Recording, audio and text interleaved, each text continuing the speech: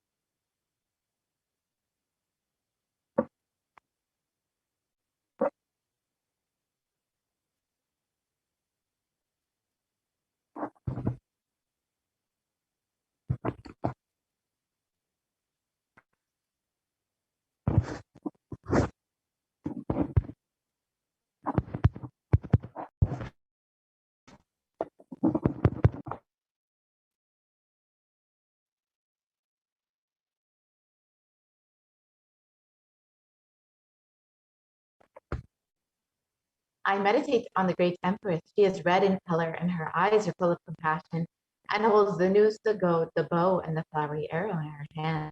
She is surrounded on all sides by power, Anima, and she is the self within me.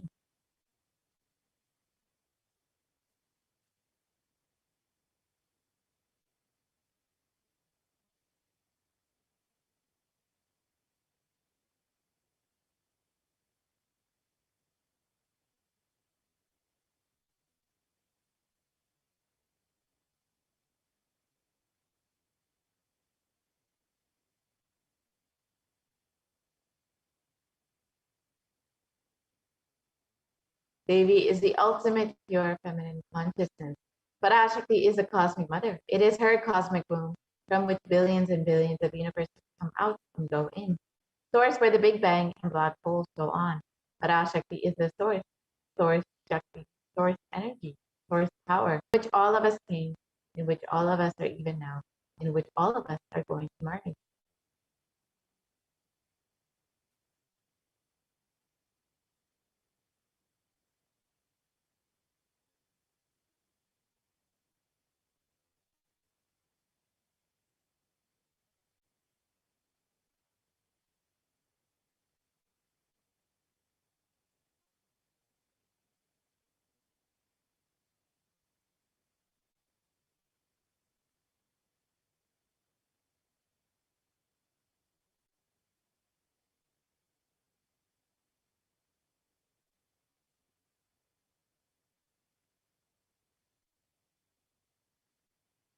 Out of her extreme love and compassion, Parashakti herself is manifesting through the embodied form as the Nijavatara of the Supreme Concept of Hinduism, Jagat Guru Mahasanidana, His Divine Holiness, Bhagavan Nithyananda Paramashivam, gracing us, answering all of our questions, attending to our prayers, giving boon, healing us, revealing our past, present, and future, delivering profound spiritual truths, and ultimately giving us the experience of Paramashivoham itself.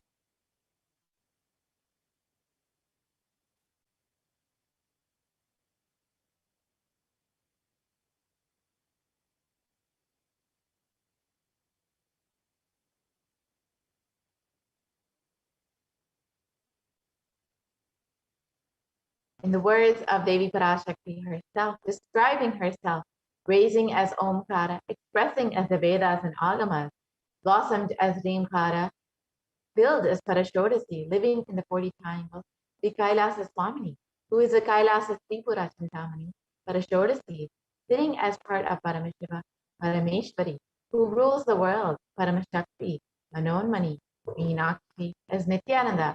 I took Nijavatara here to give good boon to everyone, to bestow all goodness. Hiranyagarbhaswarupini, Brahmanda Yoni, Shami, Chandramauli, Napala, Aparna, Uma, Parvati, Savitri, Navayavana, Samrajalakshmi, Parameshwari, Parashodasi, Meenakshi. Taking the form of Nithyananda, I came here as Nijavatara with great compassion. I am blessing. Listen, people, do good to all of you. I took the form of Nithyananda and came down as Nijavatara.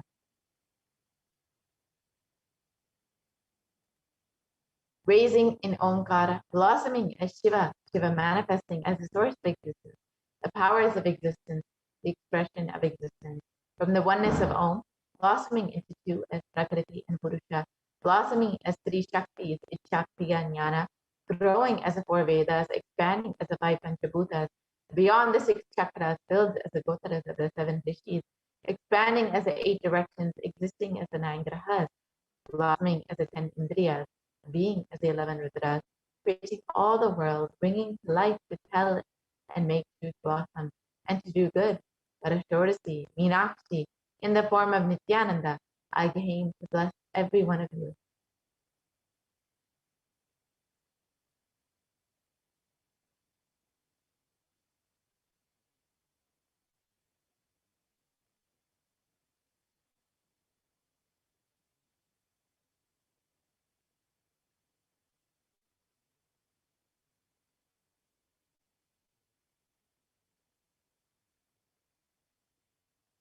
So, how can we receive Devi Parashakti?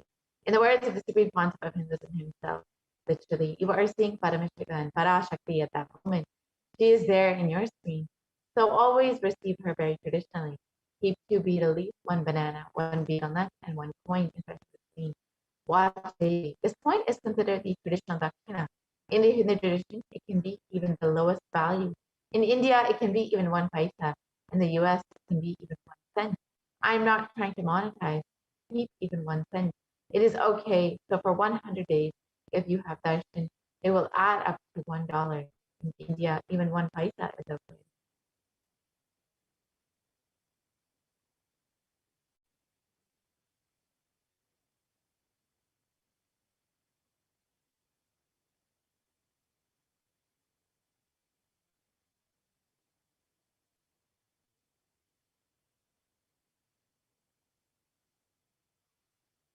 You can offer that to Devi after the darshan is over. Do namaskar and eat the banana, the betel leaf, and betel nut. Take it as prasadam immediately. Collect those coins and send them to the LA temple. This betel leaf, betel nut may look too small, but in a few days you will see how much it adds to your sentiment that really she is there. You will not take the Devi darshan for granted.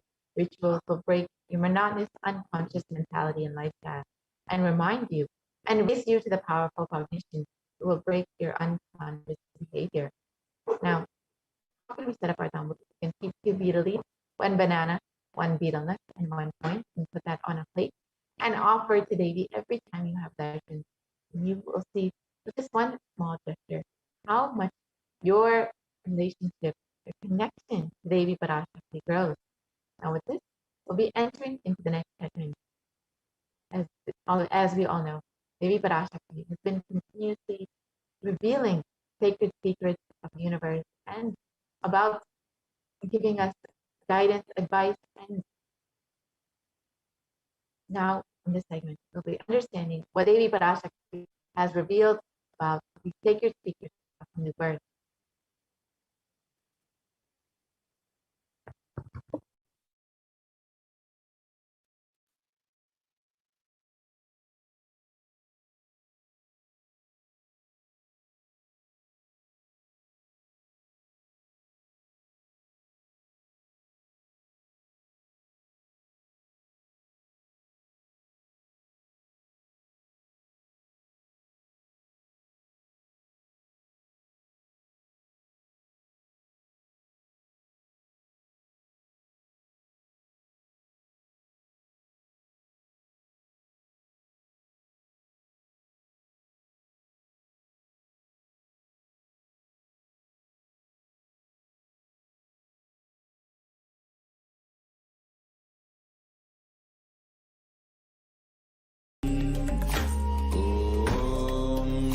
Nithyananda Paramashivoham.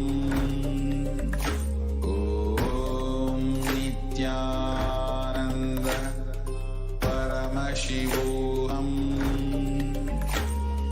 Om Nithyananda Paramashivoham.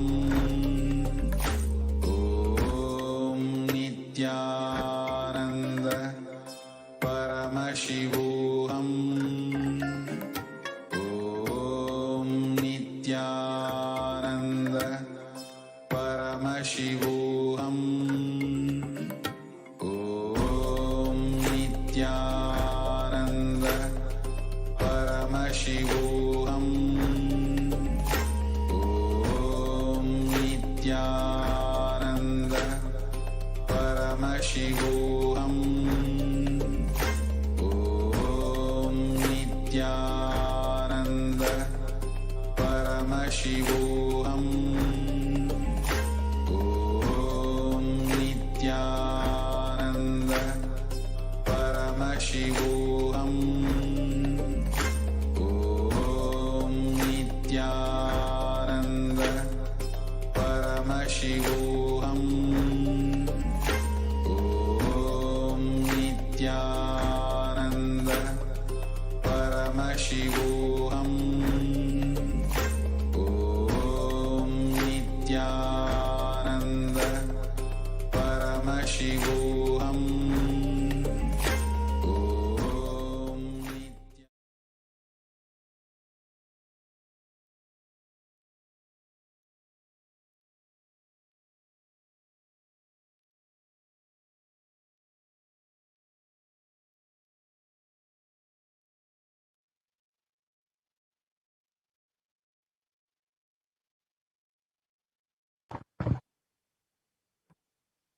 First, let us watch what Devi Parashakti has revealed as these sacred secrets of new birth.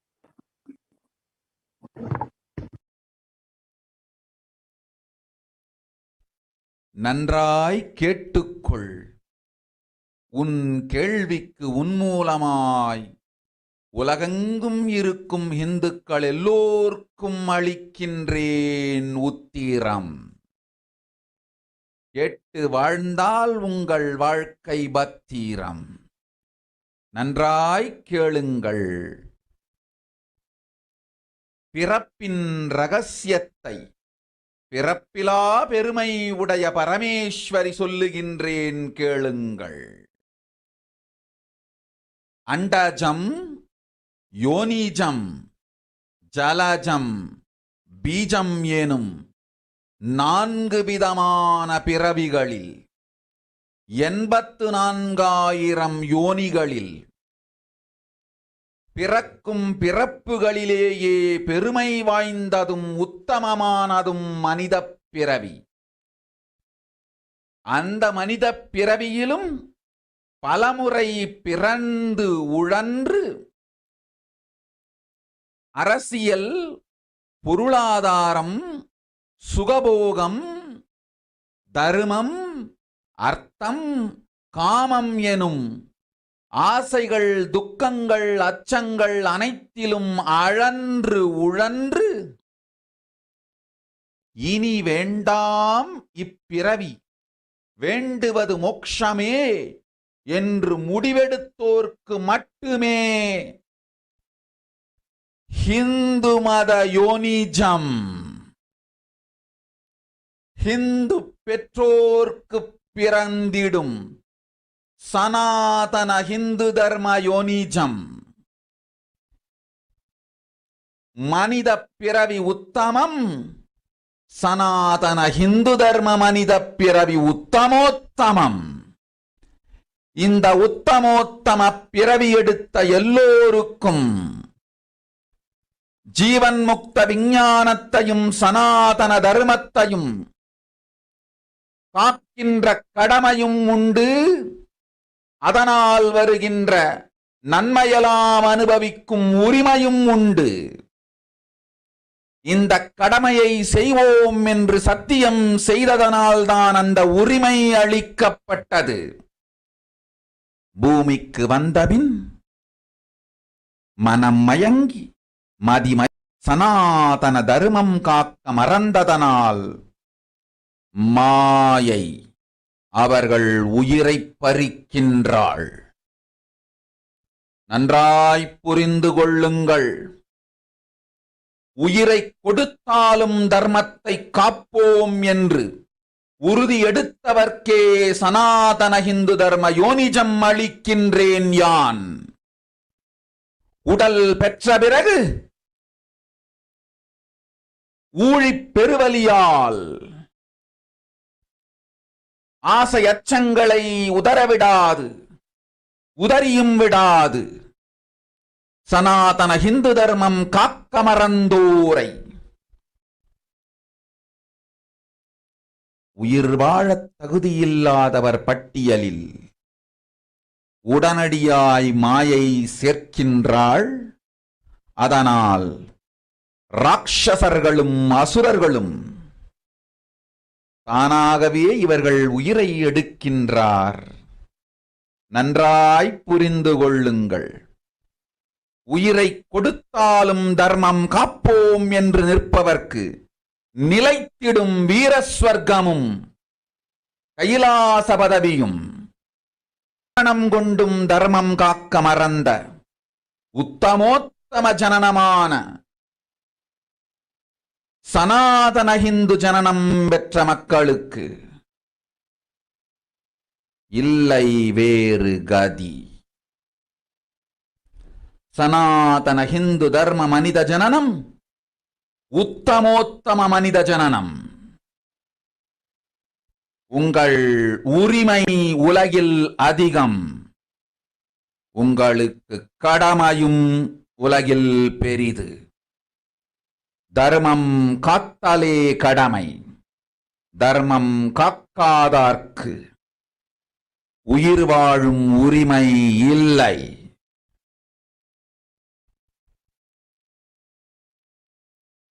நன்றாய் புரிந்து கொள்ளுங்கள்.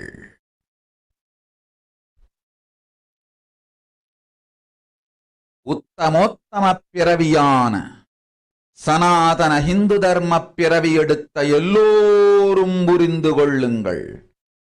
உங்கள் வாழ்வின் முதற்கடமை தர்மம் காத்தல். தர்மம் காக்க தர்மம் உங்களை காக்கும். சனாதன ஹிந்து தர்மம் காக்க மறந்திட்டால் வாழும் உரிமையை நீங்கள் இழந்து விடுகின்றீர்கள். அதற்கு மேல் வாழ்ந்தென்ன அழிந்தென்ன? பூமிக்கு பாரம் குறையட்டும் என்று அசுரர்களும் ராட்சதர்களும் உங்களை உண்டு தீர்க்கின்றார்கள். அதையும் மாயை கண்டு சும்மாவிருப்பாள். பிரபஞ்ச ரகசியத்தை, பிறவியின் ரகசியத்தை உலகிற்கெல்லாம் உத்தரமாய்ச் சொல்லிவிட்டேன். புரிந்து வாழ்வில் நடந்து உயிரை பத்திரமாய் பார்த்துக் கொள்ளுங்கள். அன்னை சொல்லும் அருள் சத்தியம் இது. ஓம் ஓம் ஓம்.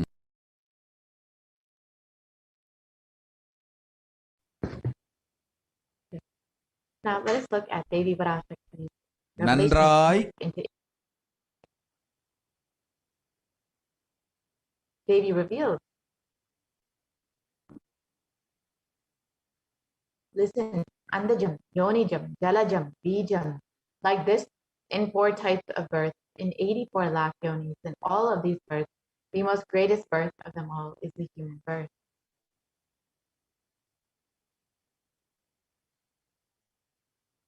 Even in that human birth, being born and toiled many times, after getting burnt and toiled in politics, in finance, in luxuries, in dharma, artha, kama.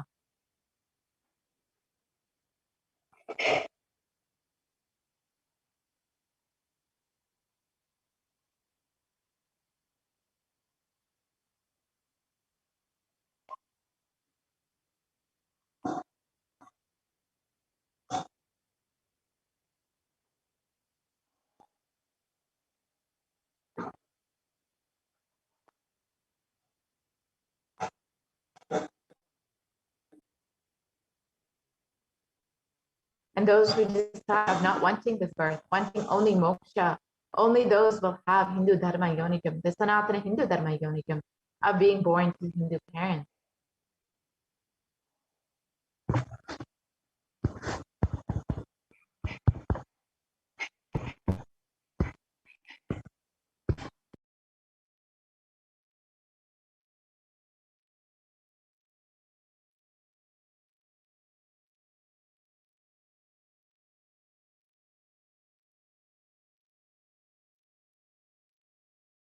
And even in that human birth is Uttamam, the best.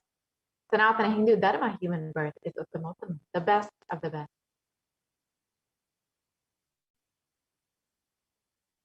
One who took this Uttamottama birth has the responsibility of protecting the science, enlightenment, and Sanatana Dharma. And also they have the right of experiencing its benefits. This right was given to them because of their commitment given by them to do this responsibility. After coming to Bhuloka, by getting mentally deluded and forgetting the dharma of protecting Sanatana Hindu Dharma, Maya, she is taking away all their souls. Understand carefully, I'm giving the Sanatana Hindu Dharma Yonijam only for those who gave the commitment of protecting Sanatana Dharma, even by giving their life.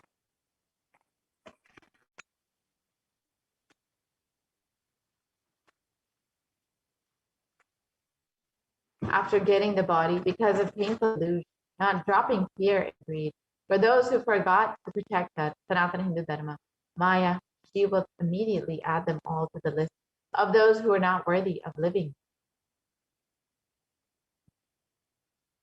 Therefore, Rakshasas and Asuras will automatically take away all their are taking away their life.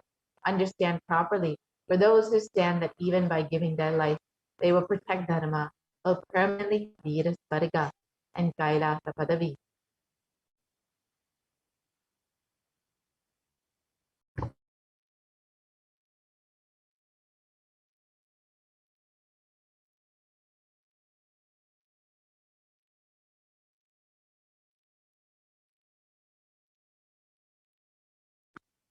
For any reason, people who forgot to protect Dharma have the Uttamottama birth of Sanatana Hindu birth. There is no other way for them.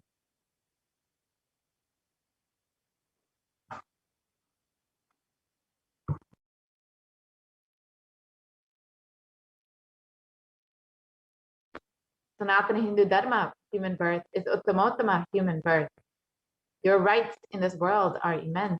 Also, your responsibility in this world is large. Protecting Dharma is responsibility. Those who do not protect Dharma, they do not have the right to live. Understand properly, all those who took the Uttamottama birth, which is Sanatana Hindu birth, is all of you understand. The first responsibility of your life is protecting Dharma. If you protect Dharma, Dharma will protect you. If you forget to protect Sanatana Hindu Dharma, you lose the right of living. After that, the bodies will get destroyed. Asuras and Rakshasas will eat you, so that burden on earth will be reduced. Seeing that Maya, you will keep quiet. So let us understand what is the responsibility of the Hindus as revealed by Devi Parashakti.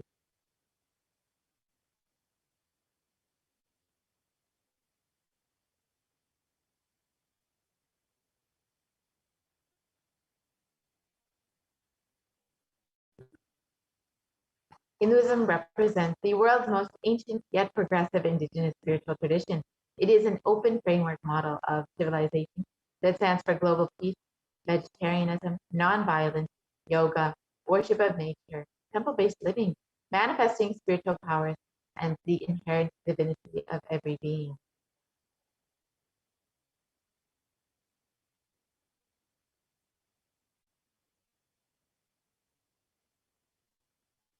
The Hindu nations were ecosystems where more and more enlightened beings could be produced. That enlightened civilization could be kept alive, and its great gifts shared with the world.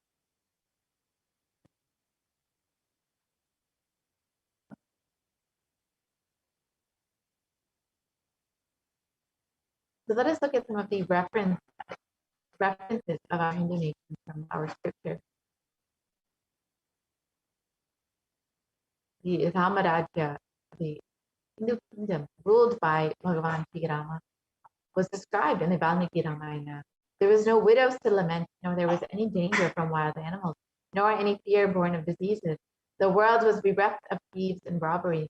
No one felt worthless, nor did old people perform obsequies concerning youngsters. Every creature felt pleased. Everyone was intent on virtue, turning their eyes towards Rama alone. Creatures did not kill one another.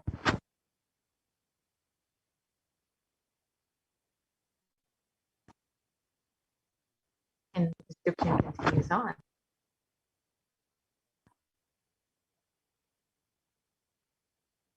People survived for thousands of years with thousands of their progeny, all free of illness and grief. The trees there were bearing flowers and fruit regularly without any injury by pests and insects. The clouds were raining in time, and the wind was delightful to the touch. Every caste was performing their own duties. Satisfied with their own work and bereft of any greed, people were intent on virtue and lived without telling lies. All the people were endowed with excellent characteristics. All were engaged in virtue. Another description of one of the ancient Hindu kingdoms, the Hastinapur kingdom, ruled by Yudhishthira, was described in the Srimad Mahabharata. Devas granted rains to fulfill all wants. The world became free of all diseases. There was no hunger or thirst anywhere. There was no mental suffering. Those without livelihood were given livelihood, and there was abundance all around. There was no worldly worries left for anyone, and there was no cause for fear either. Happiness on earth was in fact even greater than in the heavens. And the Hindu nations had so much to contribute in every single field, whether it's the field of enlightenment, health, medicine, art, science, technology, aviation, dance and music, clothes and jewelry, social systems, judicial systems, political systems, legal systems. Hindu nations contributed in every field and gave breakthroughs in every field. So over the course of 1,000 years, our Hindu nations were destroyed due to various invasions and attacks by outsiders. Let us look at this three-phase attack and destruction of the Hindu civilization. The first phase were the Islamic invasions between 800 and 1700 AD. This was the physical destruction of the Hindu civilization. And Wilderand, a famous historian, has described that the Mohammedan conquest of India is probably the bloodiest story in history. The Islamic historians and scholars have recorded with great glee and pride the slaughters of Hindus, forced conversions, abduction of Hindu women and children to slave markets, the destruction of temples carried out by the warriors of Islam. During 800 to 1700 AD, Hindus were converted to Islam by sword, and during this period, and millions more were raped and murdered and dismembered.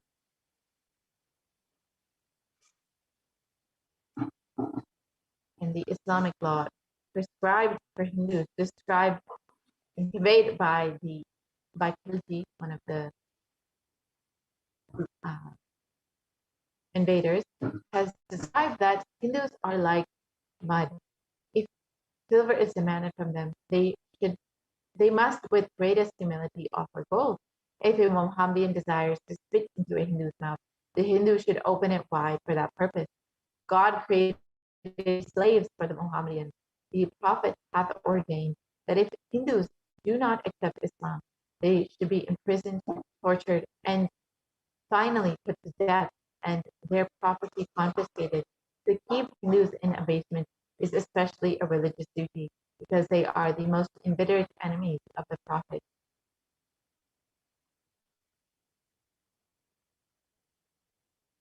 And during the Islamic invasions, over 200 million Hindus were slaughtered by Muslim invaders. Over 100,000 temples were destroyed, and over 1 million deities and sculptures were destroyed. And the description of these invaders, the conquering enemies burnt villages and devastated the land, plundered people's wealth. We can go back to the previous slide, please.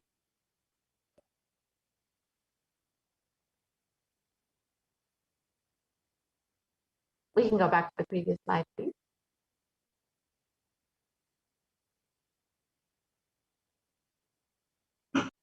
Yes. And the description of this invasion, the conquering enemies burned village, devastated the land, plundered people's wealth, took Brahmins and children and women of all classes captive, tied them with thongs of raw hide, carried a moving prison with them, and converted the prisoners into obsequious Turks. You can see how barbaric and brutal the Islamic invasions were. Next came the British occupation, next phase of the destruction of our Hindu civilization. This was between 1700 and 1947 AD till Indian independence. This was the economic and psychological destruction of the Hindu civilization. Wilderand again has described, I have seen a great people starving to death before my eyes, and I am convinced that this exhaustion and starvation are due not, as their beneficiaries claim, to overpopulation and superstition, but to the most sordid and criminal exploitation of one nation by another in all recorded history.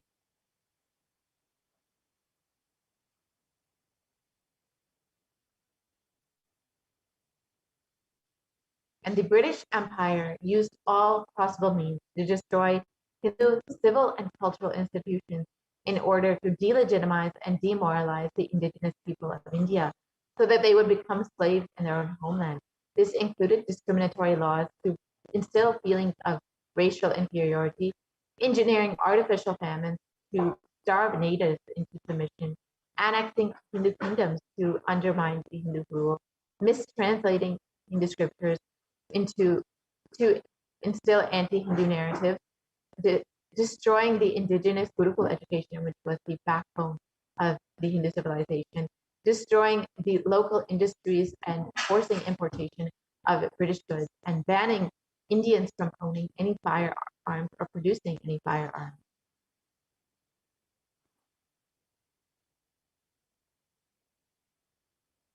And during the British occupation, over $45 trillion was looted from India over the course of 200 years, and 45 million Hindus were put to death due to artificial famines and imposed poverty by the British policies and reprisal killings for 1957 mutiny. And over 680 native kingdoms were usurped by the British Raj, and Tajid Road of the Indian Parliament has described the British came to one of the richest countries of the world, and over 200 years of exploitation, looting, and destruction reduced it to a poster child of third world poverty.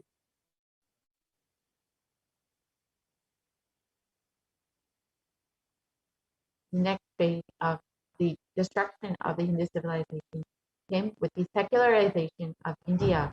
This was between 1947 and present day. This has been ruled by brown faces, British attitudes and policies towards Hindus. And Nehru, the first Prime Minister of India, has described what a disgusting, savage people we are. Politics, progress, communism, science, socialism. Where are they before this black religious savagery? India can never be a Hindu republic.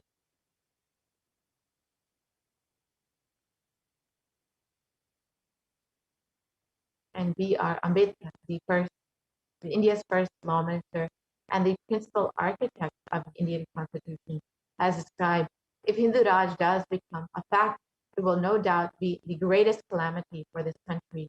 No matter what Hindus say, Hinduism is a menace to liberty, equality, and fraternity. It is incompatible with democracy.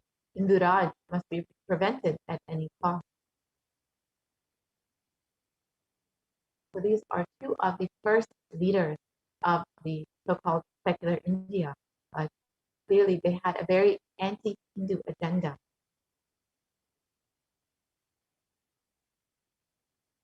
And the modern Indian legal system, academia, and media all systematically undermine, suppress, and delegitimize the Hindu institutions and culture. And they've done this through various methods. For example, the Indian Constitution has established government control and taxation over Hindu temples, schools, and other institutions, while remain free from this interference. And Articles 26 to 30 of the Indian Constitution discriminates against Hindus by giving special rights and benefits to non-Hindus. This includes government benefits and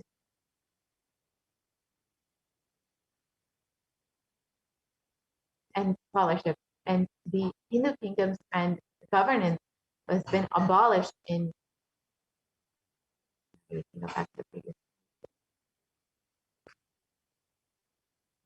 Hindu kingdoms and governance has been abolished in the secular India, and anti-superstition laws have been passed to criminalize Hindu practices, and mainstream in academia have presented Hindus as sexist, racist, backwards, and oppressors. And the media has also portrayed Hindus in the same way in both Bollywood and TV.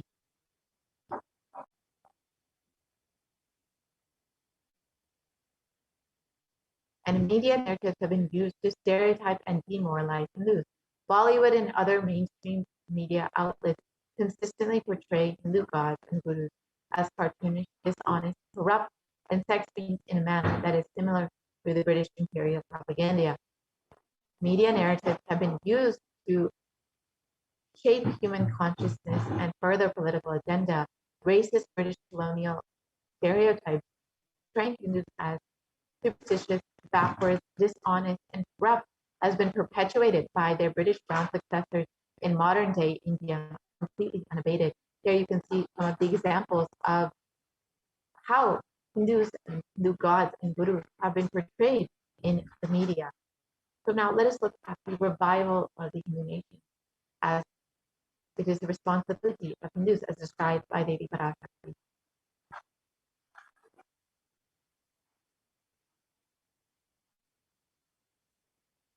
The Supreme Pontiff of Hinduism has described the vision for the Hindu civilization. During the time of the Mahabharata, we Hindus had 56 deshas, 200 states, 1700 samsthanas, and 10,000 sampradayas. In all 56, we Hindus are persecuted. Now we have lost all 56.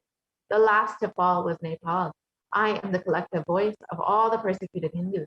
I will revive and rebuild a Hindu nation built on the Vedagamic principles as a refuge for all the practicing and aspiring Hindus, as a safe haven for all the persecuted Hindus.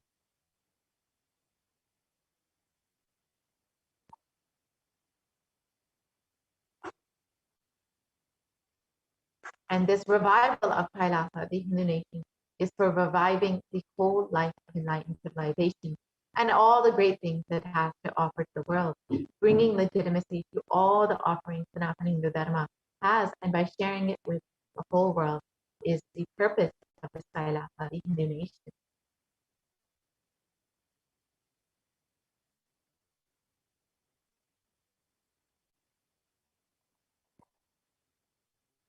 And Kailasa is the revival of the cosmic constitution. Kailasa is the model nation of how enlightened civilization should be living and administered. Politics, judiciary, education, economy, everything will be revived as Paramashiva revealed in the Vedagamic scriptures, the Sanatana Hindu Dharma scriptures.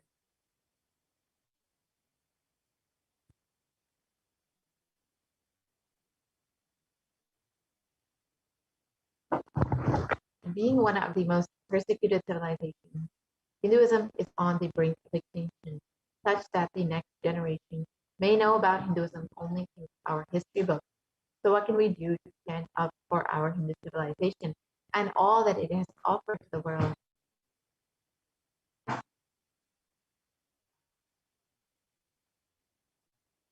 Today, Hinduism is a political orphan. The preservation and restoration of Hinduism's spiritual and cultural heritage is impossible without a national identity. So what can we do to save Hinduism? We must reclaim our Hindu identity. As Devi Parashakti has revealed, after coming to Loka, we have forgotten the commitment that we have given to protect Sanatana Hindu Dharma due to Maya and delusion. It is now time to reclaim our Hindu identity.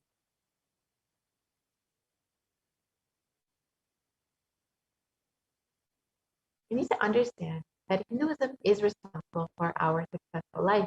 If we are Hindus and we are healthy, wealthy, rich, successful, peaceful, happy, respectable, have a stable family life, have the best mental setup, we need to understand that Hinduism is responsible. Our Hindu identity is responsible. Our Hindu scriptures are responsible. If it is the Hindu scriptures which have given us the best mental setup, all the best things that we have, our Hindu scriptures are responsible.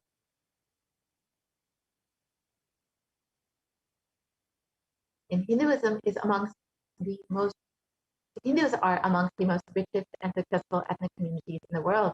Hindu scriptures, Hindu lifestyle, our enlightened masters are responsible for this. Our Hindu thought currents are responsible for this.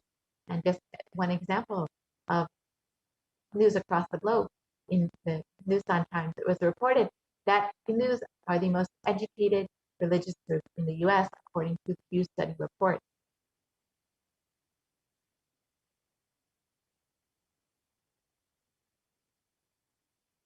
So it is now time to reclaim our Hindu identity. It is not just the anti-Hindu elements being active. It is the responsible Hindus being inactive that is responsible for this whole destruction of Hinduism. So let us now take responsibility for Hinduism and all the Hindus all over the world reclaim our Hindu identity. As Devi revealed, this is the commitment that we have given when we were given the Uttamottama birth of Sanatana Hindu birth.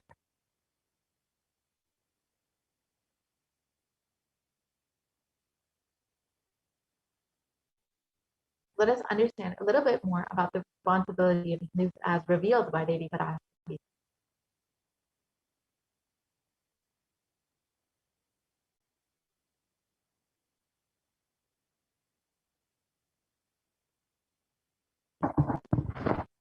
It is the responsibility of Hindus to revive this enlightened civilization again and again and give all the gifts of the enlightened civilization to humanity. The revival of the enlightened civilization, the Kailasa, the Hindu nation, is the survival need of humanity.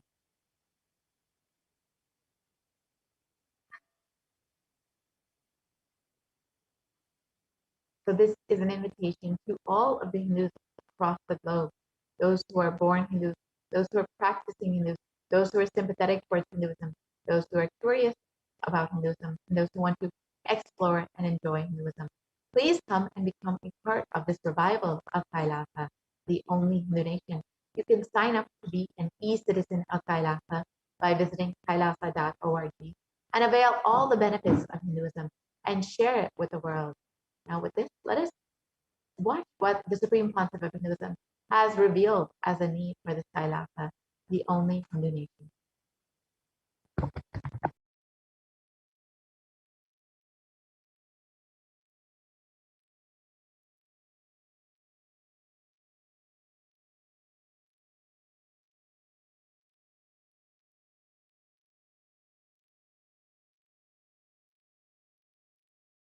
Contribution.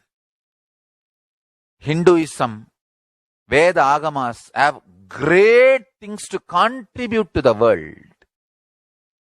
Like the great power manifestation science, the ancient culture and arts, the ancient lifestyle truths, the ancient medical practices and medicinal knowledge, the ancient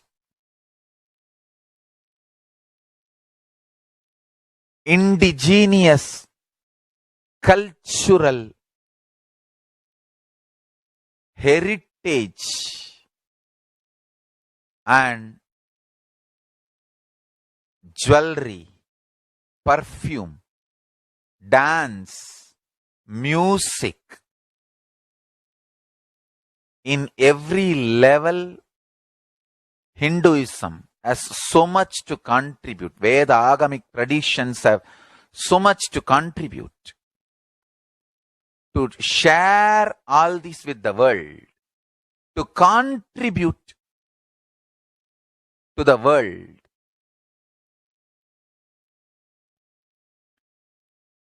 Hindus need to tell the world what they are contributing in every level. The brand of Hinduism itself is enriching and empowering and enlightening. Hinduism is all about enlightening the world. Empowering, enlightening, enriching the world. Contributing.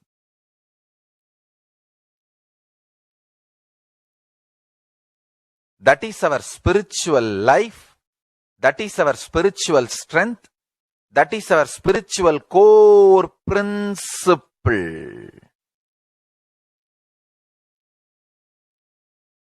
O humanity, I request you with folded hands, some one corner of the world, if you just give me few hundred acres, I will keep this whole science alive. Leave it for the whole humanity freely. Fortunately, Paramashiva has given me the power to decode all this Hindu medicinal system, Hindu judiciary system, Hindu social law and order system, Hindu power manifestation system, Hindu mental sciences system, Hindu yogic sciences, the sciences of Hindu biology, Hindu physics, Hindu psychology, Hindu physiology, Hindu chemistry, all this Paramashiva has given me the power to decode. Whatever the remaining scriptures are available with the humanity, Paramashiva has blessed me and I have collected Not only I have collected and organized, I can decode. This whole science can be kept alive in any one corner of the world. Just few hundred acres are given for me to live peacefully and exist peacefully. I can store this whole thing alive and contribute it to humanity. Humanity can become better and better and better. I can make the planet Earth so much better place to live. I am here to contribute, and I will continue to contribute.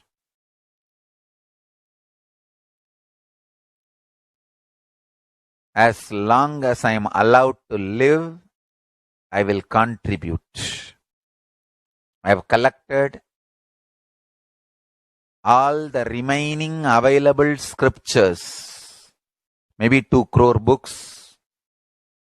2 crore means 20 million, I think, books on Hindu physics, Hindu chemistry, Hindu biology, Hindu physiology, Hindu psychology, Hindu law and order, Hindu social system, the power manifestation sciences of Hinduism, yogic sciences of Hinduism. I have collected, and Paramashiva has given me the blessings and power to decode. I have decoded and continuing to decode them. If the humanity, somebody is kind enough to give me few hundred acres in one corner of the world and let me live peacefully, I can keep all these scriptures there and go on sharing with the world, revealing these whole sciences to the world, and go on contributing. I don't need anything other than 1 cup of curd rice every day. That's all. A cup of curd rice per day, over. I can go on be giving this to the world. I can add to the world. I can make the world better place to live. That's all I have to say.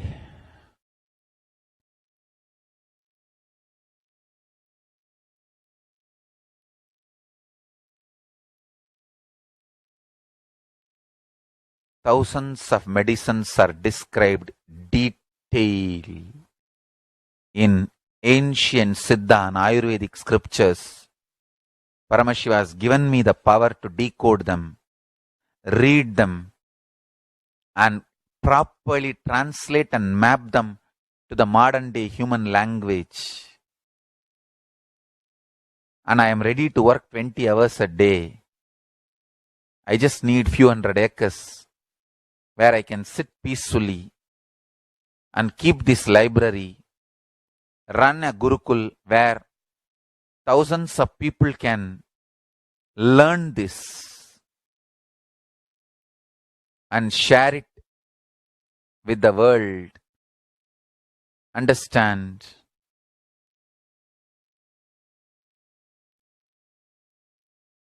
I am only interested in contributing.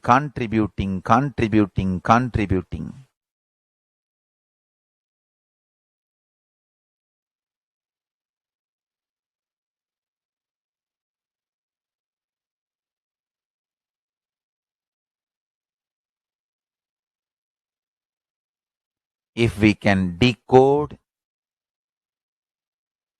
all this great knowledge, whole world can prosper from this knowledge. Whole world can enjoy from this knowledge. If I prosper, I will only create a university. I will not create anything else. If the Hindus prosper, they will only create education institutions. Because Hinduism is all about giving, contributing. If I prosper, I'll create university, that's all. Kailasa is all about university to decode the ancient and share with the world. And every day I am sitting and going on decoding, writing notes on my books and writing details on my books.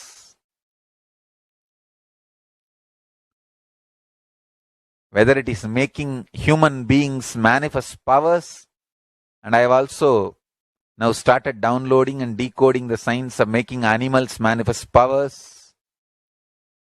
Whether making people manifest powers or healing,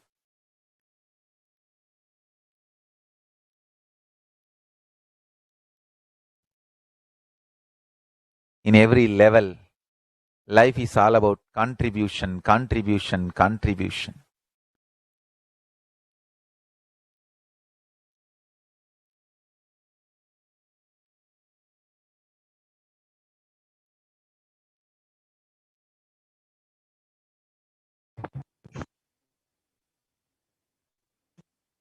Now that we have understood what is the need for the Kailasa, the only illumination, let us, you would like to become a part of the survival, you can sign up to be an e-citizen at Kailasa by visiting Kailasa.org and becoming an e-Kailashian. And you can share this with all of your friends and family and invite them to also be e-Kailashian and be a part of the survival of Kailasa. Now with this, we will be concluding this portion of the program. We'll be entering into the next segment where we will understand some of the offerings that we can make to Devi Parashakti. As all of us know, Devi has been continuously manifesting over the last several months to guide us, bless us, and protect us during the time. So if you would like to offer your gratitude to the Divine Cosmic Mother, you are welcome. Stay tuned for this next segment where we will go through some of the offerings that we can make for Devi Parashakti.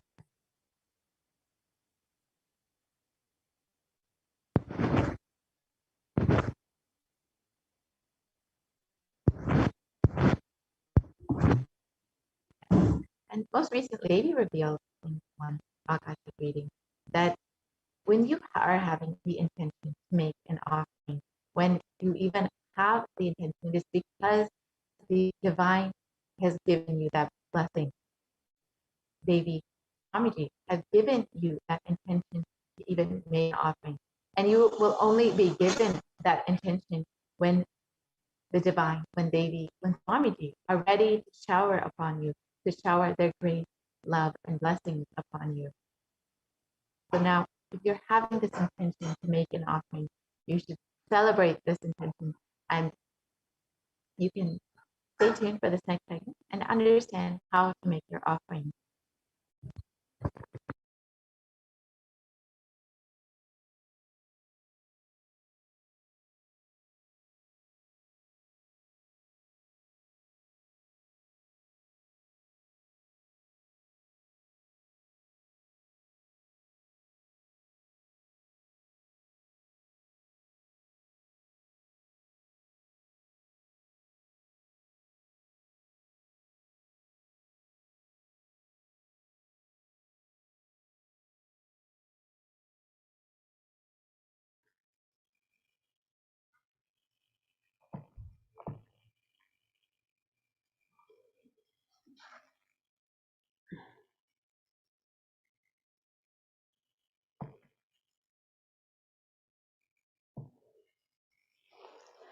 Nithyananda, and this segment where we'll be learning more about the various offerings we can offer to Devi Parashakti today as we get ready to receive her darshan and blessings and celebrate her happening, her presence in our lives.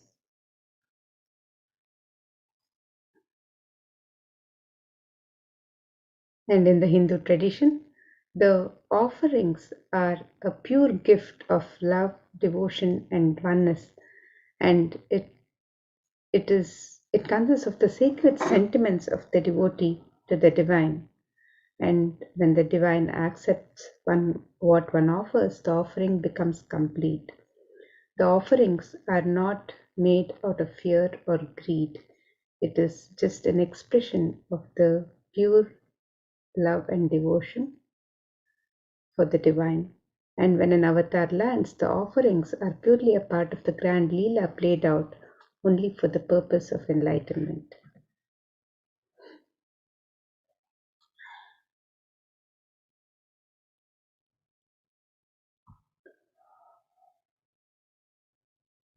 And now, as we prepare to receive Devi Parashakti with the best that we have to offer, our favorite offerings to Devi Parashakti, let us also contemplate on the grace and splendor, the beauty of Devi Parashakti as described in the Dhyana Shloka. This Dhyana Shloka is from the Moola Agama Manonmani Dhyana. This verse says, Induni bhaveda karavarninayanam syat pankajavaraabhaya japakshasarayuktam angahimabhushana vichitravasanam syat tungamakutojvala manonmani swarupam. The translation of this verse, it says, moon-like face holding Veda, books on hand, fire in eyes with lotus flower gracing in blessing hands and one hand with Japamala, beautifully decorated with jeweled ornaments in wonderful clothes and shining crown. Her name is Manonmani.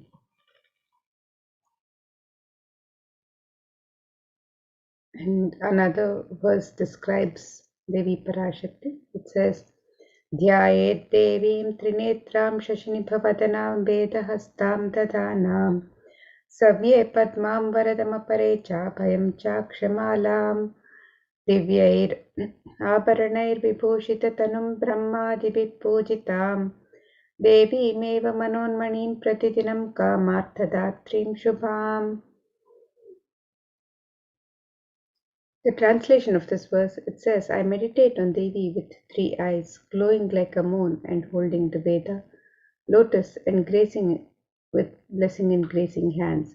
She is wearing beautiful ornaments and she is worshipped by Brahma and other many gods and showers auspicious boons for all actions every day.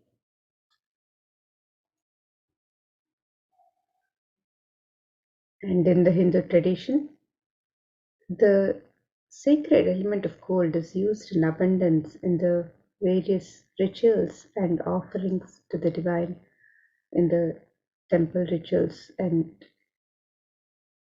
items of worship. So let us look at the significance of this divine element of gold in the worship of the divine. And this verse from the Atharva Veda describes one of the many significance of gold. I'll be chanting this verse from Atharva Veda now. Tredajatam janmanedam hiranyam agnirekam priyatamam babhuva somasyaikyam insitasya parapatata apamekam veda samreta ahutatte hiranyam trividastvai vishe. The translation of this verse, it says, triply born by birth is this gold from the atoms of Agni is one. It becomes dearest to Agni. One fell away from the Soma when it was hurt. One they call the seed of virtuous and powerful Apa, the watery molecules. Let that triple gold be for your long life. Gold is a divine element in the Hindu tradition. It purifies anything it touches. It is an element of great spiritual significance and spiritual power of healing and enlightenment. The vibration of gold has the power to infuse sattva energy and positive thought currents in areas and in anyone who sees or operates in its vicinity. Gold is present in all the scriptures, the Agamas, the Vedas, Shrutis, Smritis, Itihasas, Puranas. In all the Hindu scriptures, it is abundantly displayed that gold is the most auspicious and metal which purifies our being. In the Hindu civilization, everything was built in gold, exchanged in gold. Ritual feasts were offered in gold bricks. When one was to be saved from life-threatening illnesses, Gold was offered as a ritual fee. Gold was in abundance and used for weighing equivalent amounts of commodities, including cows. Kingdoms were built with huge stores of gold. The streets would have huge columns and huge archways made of gold. Horses and cows were dressed in gold.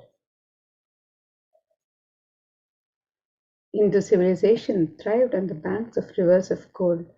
The Indus River was called Hiranyamaya, the river of gold in Rigveda. The river Saraswati was called Hiranyavartini in Atharva Veda. Gold is the supreme element for offering gifts to the ones you love and revere. Temples are constructed and paved in gold. Deities are made in gold and decked and adorned in gold because it preserves the enlightenment energy for thousands of years and it lasts forever.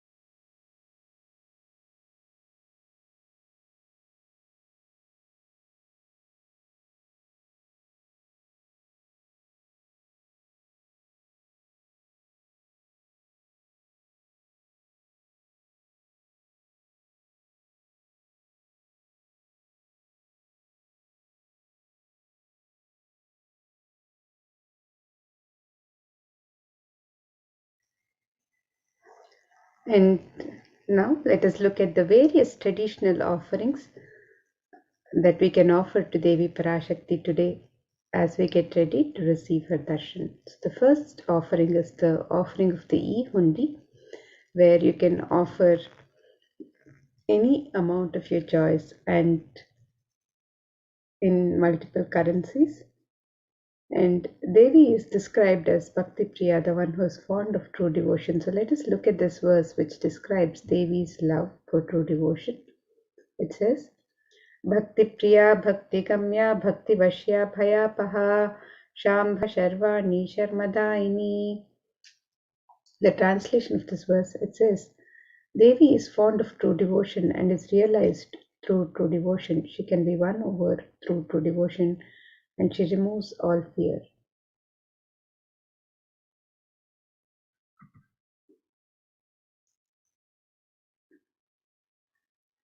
If there's any fear in the minds of devotees, Devi is sure to remove that fear.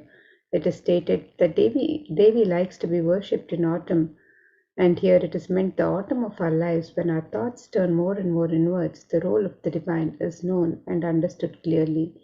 The need for Devi worship then becomes stronger. Shambhavi is the consort of Shambhu or Lord Shiva. Sharadaradhya is the one who is worshipped by Devi Sharada, Devi Saraswati. Sharvani is the wife of Lord Shiva. Linga Purana says Lord Shiva is called Sharva in his earth form, and Sharmadaini is Devi who bestows happiness on her devotees. And you can offer your gratitude and devotion to Devi Parashakti by offering your Karnika, your token of gratitude, in the e-hundi in any amount and multiple currencies. And the e-hundi is similar to the hundi offerings in the temples where the devotee can offer any token of gratitude of their choice. So today, as you get ready to receive Devi Parashakti, you can make your e-hundi offerings on the website www.kailasamailer.com/.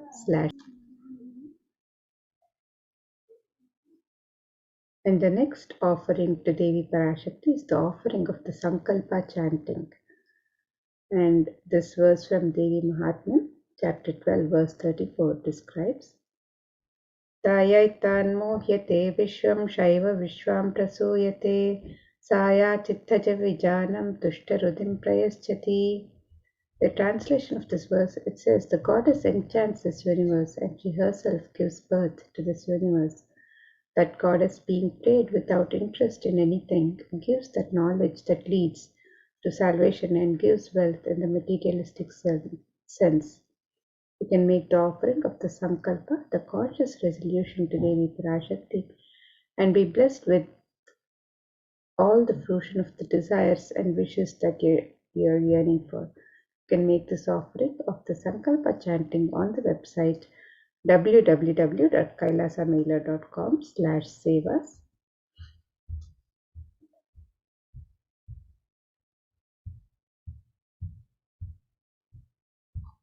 And the next offering to Devi Parashakti is the offering of the Sahasranama Swarnaka. So this is the offering of the pure gold coin inscribed with one of the 1008 sacred names of Devi Parashakti.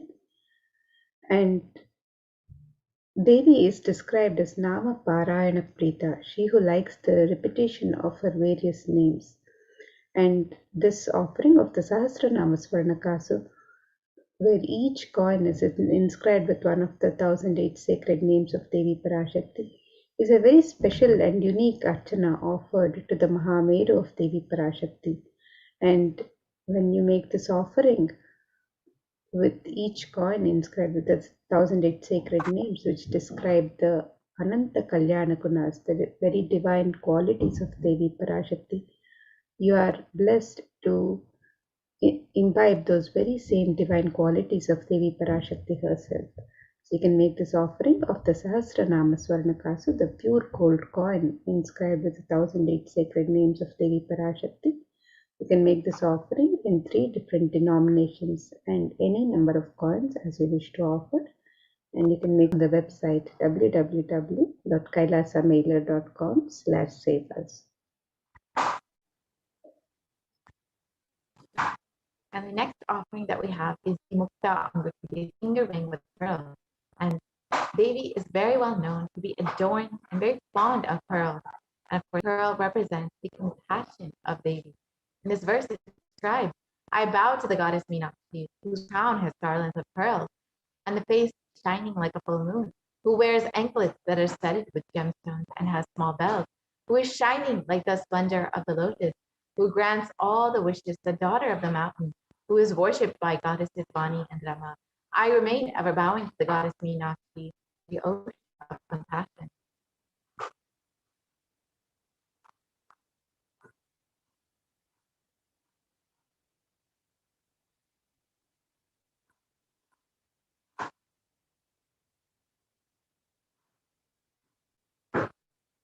So you can offer this Mukta Amriti finger ring with a pearl to Devi Parashakti and receive. You can stop the screen here. So you can offer this finger ring with a pearl to Devi Parashakti and receive the blessings of Devi Parashakti, overflowing compassion and pure love in all of your business endeavors. We can stop the screen here for now.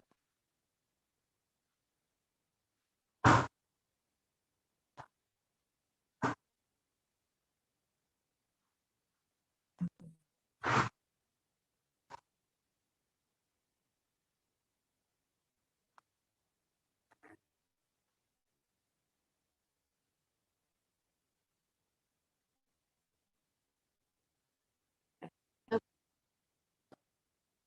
let's now look at the next offering that we have available.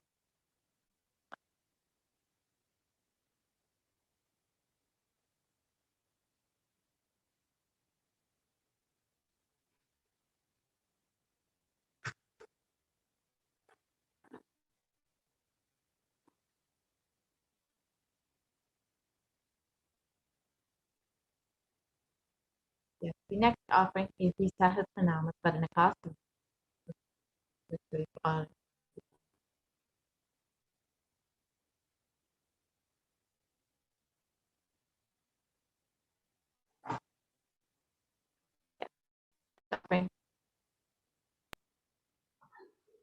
Yes, the next offering to Devi Parashakti is the offering of the Swarna Padma Pushpa, the gold lotus flower. And the gold lotus is a sacred offering in the Hindu tradition and is used in the worship of the divine in and it has many significance in the worship of the divine. One of the verses from the Kamika Agama describes the significance of the gold lotus, and this verse says, Ashtavidyeshwaropeta kumbhavarana samyutam sarve sasutra vastraadya hema pankaja bhushitaha sapidanas sakurachascha pakpa billa palaprabha snapanadhyaya samsiddha pramanena samanvitaha. The translation of this verse, it says, all the kalashas should be wound around with suitable thread and covered with a new cloth. They should be adorned with the lotus flower made of gold. And there are hundreds of scriptural references for using the lotus in the worship of Paramashiva. Almost everything in the worship of the ultimate involving the consecration of deities of worship or meditating on the mudras or asanas used during worship involves the lotus flower, the lotus leaf, the lotus pericarp, the lotus petals. The lotus is a divine flower in the Hindu tradition. The Shakti of Paramashiva is also called a lotus. The base of the Paramashiva linga is a lotus. The disciple of Paramashiva is also considered a lotus, the one who is about to bloom. So you can make the offering of the gold lotus in any of 3 different sizes and be blessed to have the state, space, powers and being of Devi Parashakti in your inner space amidst any and every adverse situations in life.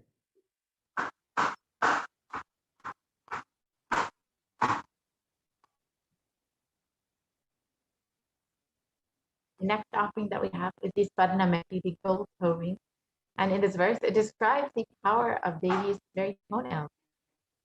States, you whose brightness from the toenails destroy the ignorance in the minds of your devotees, who prostrate at your feet. You whose brightness from your 2 feet overpower that of the lotus flower. So just the very toenails of Devi Parashakti have the power to destroy the darkness of ignorance. So you can offer the toe ring to Devi Parashakti to adorn her sacred feet and be in constant gratitude for receiving the most difficult aspect of your life.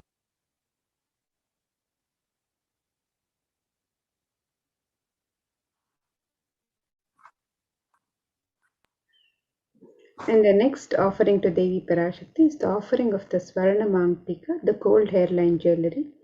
And Devi is described as Sudha Sharabi Varshini, she who makes the nectar flow in all our nerves from the Sahasrara, she who gives the very pleasant experience of the ultimate.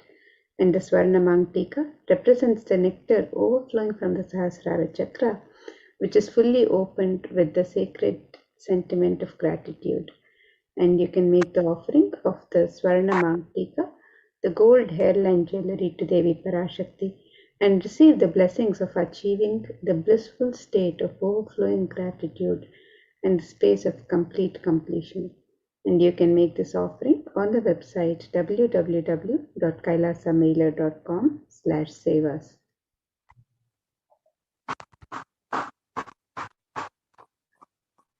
The next offering that we have is the Pratiksha Pada Puja, the offering of worship to the divine lotus feet of Swamiji, who is manifesting Devi Parashakti herself. And in this verse from Saundarya Lahari, in Sloka 83, it describes that the toenails have been sharpened by constantly being touched by the crowns of the celestial beings, who always prostrate before Devi. Tamoguna darkness in this Stotram summit is indicative of the ignorance in the minds of the devotees, and by constantly prostrating before Devi, their ignorance is removed and they attain the ultimate knowledge. We can offer the Pratiksha Pada Puja to Swamiji, manifesting Devi Parashakti, and be blessed to remove all the ignorance and attain the ultimate knowledge of enlightenment.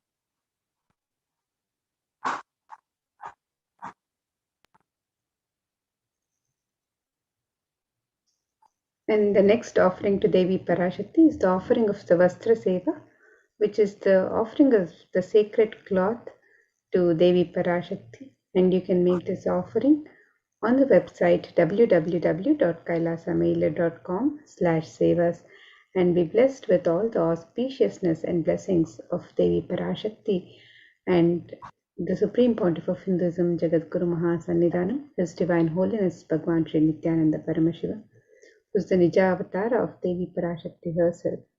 You can make this offering on the website www.kailasamailer.com/sevas. So here is the list of all the offerings that you can make. The Ihundi offering, the Sankalpa chanting, Devi Sahasranama Swarnakasa, the Mukta Anguti, the Swarna Padma Pushpa, the Swarnameti, the Swarnamantika, and the Pratiksha Bhaduja and the Vastra Seva. So in order to make your offering, you can visit kailasamailer.com/seva. It's a very simple process. So if you are wanting to make your offering, but you still want some information or you need some more details or need some help manifesting this offering, you can fill out the intention form, which we will be projecting. And if you are ready to make your offering, we will be going through how to make your offering very shortly. So you can visit kailasamailer.com/sevas in order to make your offering. Fill out your intention and you can make your offering.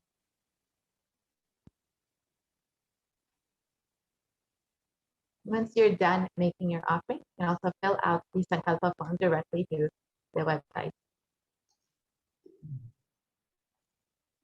So here we have the website www.kailasamailer.com/sevas, where you can make all of the traditional offerings of ornaments and sevas by clicking on the link on step 2, and you can also make the offering of the e-hundi by clicking on the e-hundi link on step 2. And if you're ready to make your intention to make an offering, you can submit the form on step 1 if you would like to receive the blessings of Devi Parashakti to manifest your intention into reality. You can fill out the form on step 1, and once you've made your traditional offerings to Devi Parashakti, you can also fill the form on step 3, which with the details of your name and the names of your family members and your sankalpa, your conscious resolution. You can fill out the form on step 3 after you've made the traditional offerings to Devi Parashakti. So you can make the offerings of the e-hundi in multiple currencies: the US dollars, the Australian dollars, the New Zealand dollar, the Canadian dollar, the euro, the Indian rupees, the Singaporean dollar, the Malaysian ringgit, the Great Britain pound, and the Chinese yen. And you can make this offering in multiple amounts, any amount of your choice. And you can also make the traditional offerings of the ornaments and sevas to Devi Parashakti on this website, where you can offer the Sankalpa chanting, the conscious resolution, the Devi Sahasranama Swarnakasu, which is the pure gold coin, each coin inscribed with one of the 1008 sacred names of Devi Parashakti. This offering can be made in 3 different denominations and any number of coins. The Mukta Anguti, which is the gold finger ring embedded with pearl. This offering can be made in 3 different sizes. The Swarna Padma Pushpa, the gold lotus flower, can be offered in 3 different sizes. The Swarna Metti, which is the gold toe ring to adorn the sacred lotus feet of Devi Parashakti. You can make this offering on the website. The Swarna Mangtika, the gold hairline representing the overflowing nectar of gratitude from the Sahasrara Chakra. You can make this offering on the website. And you can also make the offering of the Pratyaksha Pada Puja, the Vastra Seva, and any of the traditional offerings to Devi Parashakti. You can make the offerings on the website www.kailasamailer.com/sevas. And with this, now we'll be moving to the next segment of this program, where we'll be learning more about the various facilities being made available for the care and well-being of humanity through the various de facto spiritual embassies of Kailasa as guided by the Supreme Pontiff of Hinduism himself, and the various contributions of Kailasa, of the Supreme Pontiff of Hinduism, for humanity and to raise humanity, to guide humanity to the next superconscious breakthrough and to guide them through this times of pandemic. So let us look at the various facilities being made available, the many contributions of Kailasas for humanity. Let's now get ready for the next segment and prepare to receive the darshan and blessings of Devi Parashakti.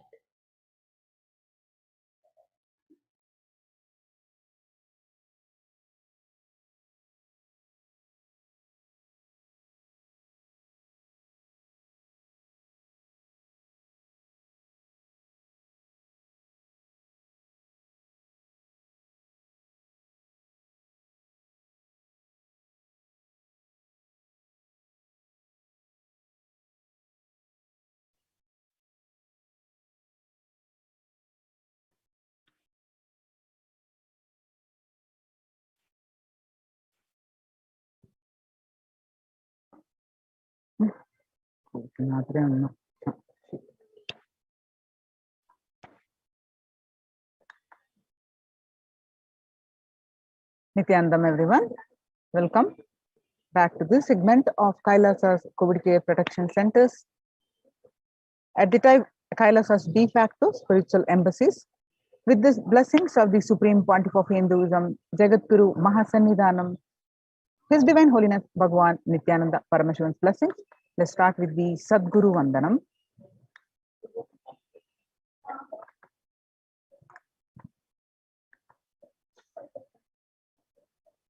Nithyanandam Paramasugadam Kevalam Jnanamurtim Dvandvatitam Gagana Chadusham Tattvamasya Ekam Nityam Vimalamachalam Sarvadi Sakshibhutam Bhavatitam Triguna Rahitam Sadgurum Tam Namami.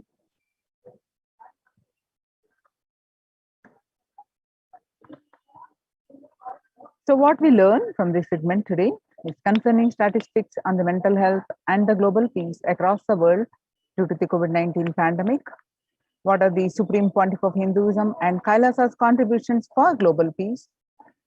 Supreme Pontiff of Hinduism's spiritual solutions for COVID-19, Kailasa's COVID Care Protection Centers, and why temple-based ecosystems. UN recognizes Kailasa's contributions and join Kailasa's COVID Care Protection Centers. The crisis that we are under. Today, people around the world are trying to grapple with the grim reality that the pandemic is far from over. The aftermath of the current calamity promises to be much more devastating. The greatest economics of the world are facing disastrous futures, and countries are facing off each other in deep mistrust. Now let us see some statistics and current news. Record high cases in Australia amid third wave of COVID-19. Australia reported a new record number of coronavirus cases when the country continues to battle the third wave of COVID-19 infections. The World Health Organization makes a big statement about Delta variant of COVID-19. The World Health Organization recently said that the Delta variant of coronavirus has elbowed out all the other COVID-19 variants of concern that now represent a tiny fraction of the samples which are being sequenced. Less than 1% of alpha, beta, and gamma are currently circulating. It is really predominantly Delta around the world, said the World Health Organization technical lead on COVID-19, Maria Van Kerkhove. COVID-19 has now killed more Americans than the influenza pandemic of 1918 to 19 did. The coronavirus pandemic has now killed more Americans 18 to 19 influenza pandemic did. The 1918 to 19 flu infected about 25% of Americans and killed an estimated 0.65% with 675,000 deaths. COVID-19 has infected more than 12% of Americans and killed about 0.2% with 676,000 deaths. Now that the US death toll from COVID-19 has surpassed 676,000, the coronavirus pandemic has killed more Americans than the 1918 to 19 influenza pandemic did. Axios and the Associated Press both released the grim milestone recently. COVID-19 now killed more Americans than the influenza of 1918 to 19 did. So it is declared as the US deadliest pandemic as the death toll crosses that of 1918 to 19.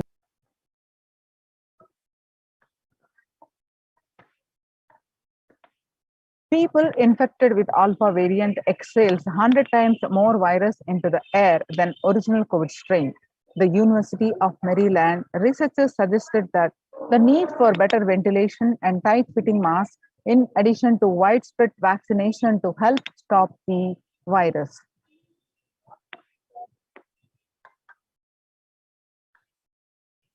6 feet distance may not be enough to prevent viral transmission indoors.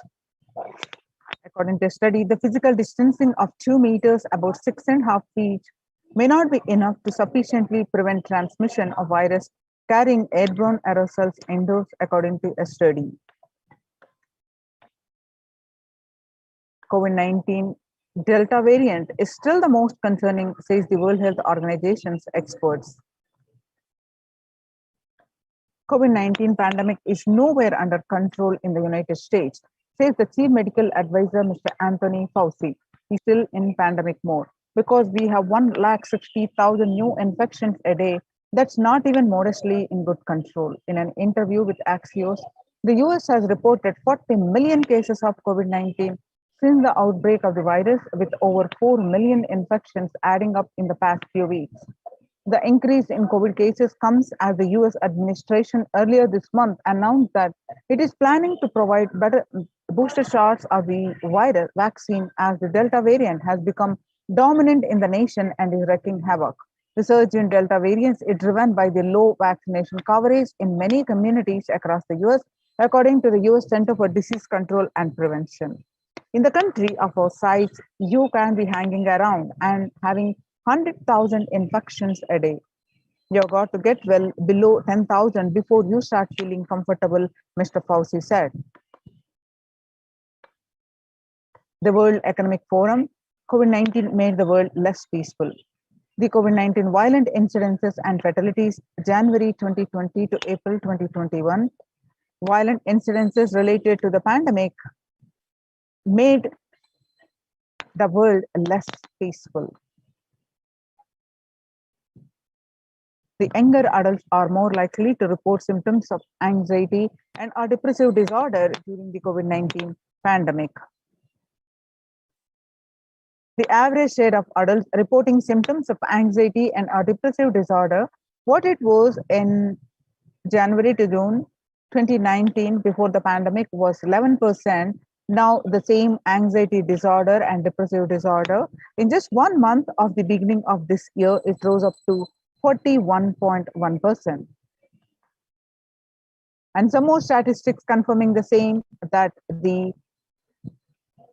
showing the adults reporting symptoms of anxiety and depressive disorder during the COVID-19 pandemic. The younger adults are more affected than the older adults. The stress in America, a national mental health crisis.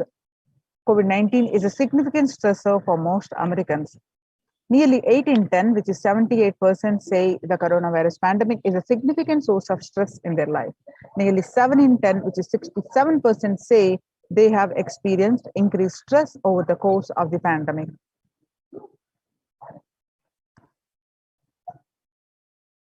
COVID-19 could exacerbate doctors' existing mental health burden. Of the health workers who treated patients during the COVID-19 outbreak, 50% showed signs of depression and 45% showed signs of anxiety, according to preliminary research. self-reported mental health among pregnant women and new mothers. Before the COVID-19 pandemic, depression was 15%, and now during the pandemic, it rose up to 40.7%. And anxiety was 29% before the pandemic, and now it rose up to 72% during the pandemic. Now, living under stay-at-home orders, 8 in 10 students are struggling with focus on school or work and avoiding distractions. And 55% of all students do not know where to go for help for their mental health. Understanding the pandemic's impact on working women. Nearly 82% of the women surveyed said their lives are being negatively disrupted by the pandemic. And nearly 70% of the women who have experienced these disruptions are concerned their career growth may be limited as a result. The global economic during the pandemic is expected to plunge most countries into recession in 2020, with per capita income contracting the largest fraction of countries globally since 1817. International Labour Organization, COVID-19 is a threat to peace building in conflict-affected nations. COVID-19 crisis has worsened already fragile situations. The ILO is more aware than ever of its responsibility to promote peace and resilience in the time of this global pandemic. In India, the Mumbai mayor says the third wave is already here. And the city mayor has said that the third wave of COVID is already upon Mumbai, pointing to a sudden spike in cases that the third wave of COVID-19 is not coming, it's already here. Said Kishori Padnekar, adding to an announcement regarding the matter, they have already been made in Nagpur. And breakthrough infections found in 25% of the health staff. A little over 25% of health workers were infected with coronavirus despite getting fully vaccinated. A recent study has revealed, giving an insight on the breakthrough infection due to the Delta variant. This study is jointly conducted by the Institute of Genomics and Integrative Biology. The maximum hospitals in Delhi NCR found that the vaccination breakthroughs were far more common during the Delta outbreak in Delhi than previously reported.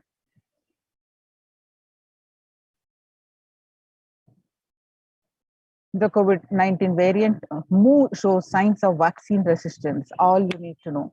The new coronavirus strain known as Mu, which was first identified in Colombia in January, has been designated a variant of interest by the World Health Organization. After being detected by the Colombia, Mu, known as scientifically as B.621, has since been reported in other South American countries in Europe. Now that we have seen the statistics across the world, the effect of the COVID-19 pandemic not only affecting the physical health, affecting the fatalities increasing, affecting the mental health of everyone, especially the younger adults, and increasing the violent incidences, making the world less peaceful. So how to cope up with the current COVID-19 pandemic? It is important to address the COVID-19 pandemic, which is seeing another wave, destroying many more lives. The Supreme Pontiff of Hinduism says the pandemic fatigue is setting in as a result of continuous lockdown and resulting in delusional ignorance. Holding on to the delusion and supporting this space of delusional decision leads to delusional arrogance.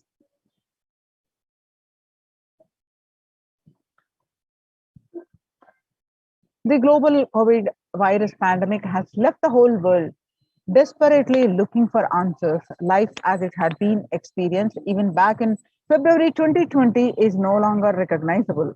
Drastic change is the order of the day, with people having to redefine their world with new paradigms of economy, society, faith, religion, and health. Blessed are those who have had the greatest fortune to be with the incarnation of Paramashiva, the Supreme Pontiff of Hinduism, in their lives to carry them through this crisis.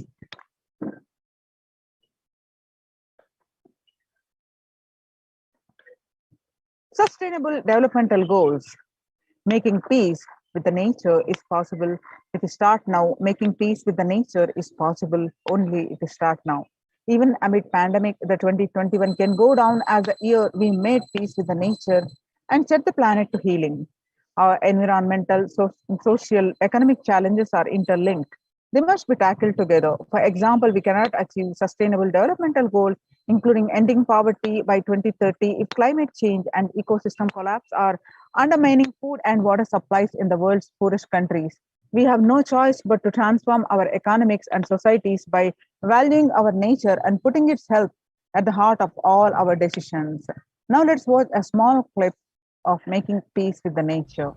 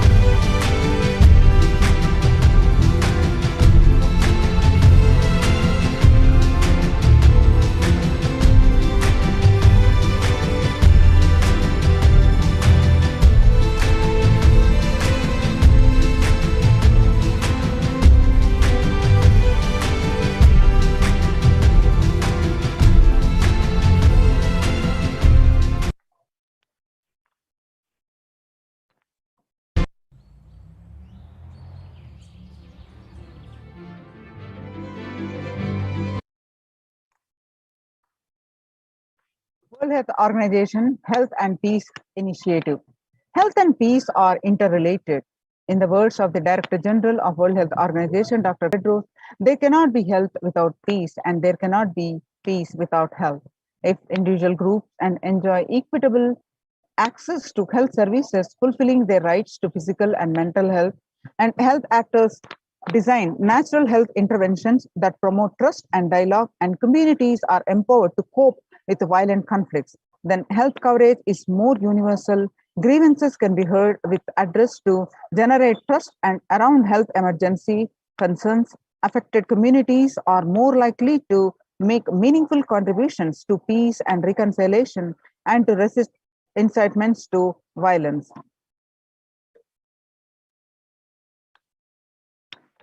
Amid COVID, we need enhanced international coordination to build peace. Tackling the pandemic and building resilience in fragile states requires concerted international action at local, national, and global levels. As the humanitarian and economic toll of the COVID-19 pandemic continues to grow, so does the risk that this crisis will fuel new conflicts around the world while streaming the prospects for resolving ongoing ones.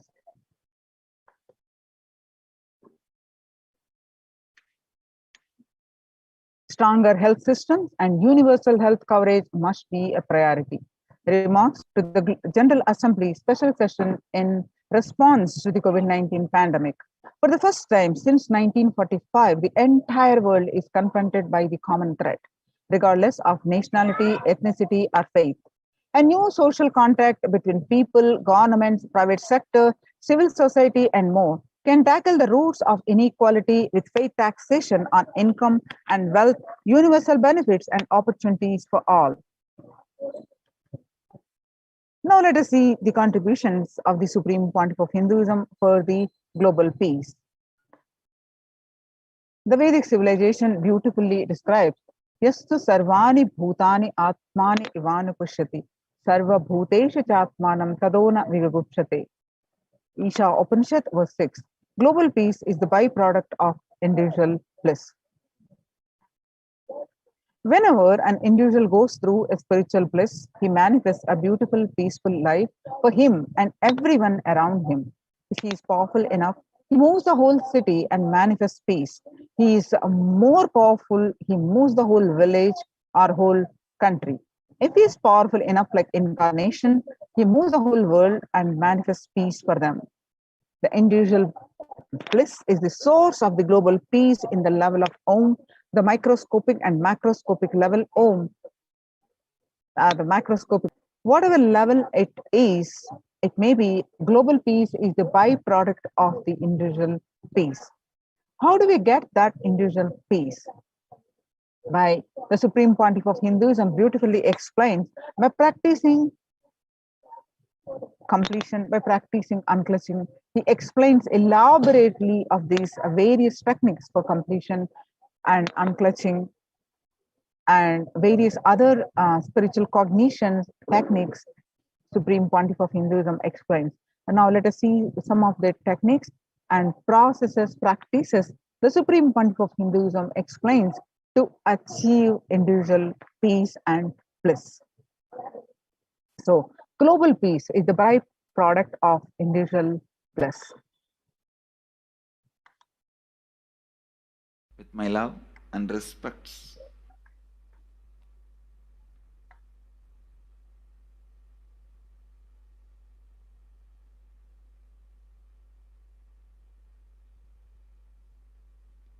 today I wanted to expand on the science of completion.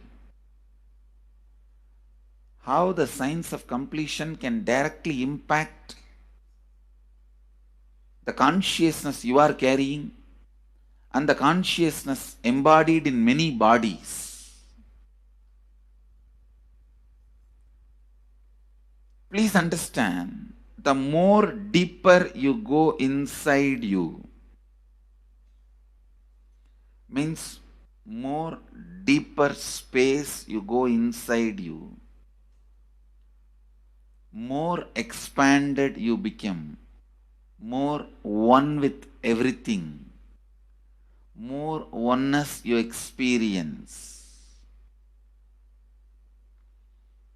Because the more deeper you go, the more you experience the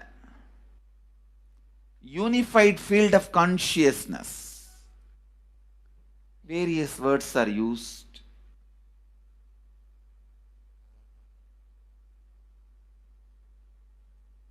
Some of the Hindu traditions uses the word Atma, Brahman. Some of the Hindu traditions use the word Nirvana. Whatever word you may use, Atman, Brahman, Nirvana, unified field of consciousness, whatever. But one thing I want to tell you, the deeper and deeper you go in your inner space, you experience the vast oneness. The more superficial you are, the more incompletions you carry with others, even with yourself. The more superficial you become, even your own right hand and left hand fights with each other. Different parts of you fights with you. Different thoughts of you fights with you. Even you fight with you, the more superficial you go. The more first you get integrated. You fighting with you stops. Then the people around you get integrated. They fighting with you stops. Completion with yourself, then completion with others, then comes completion with other things, not just living beings, even with inanimate beings. The completion starts happening. Even with the nature, completion starts happening.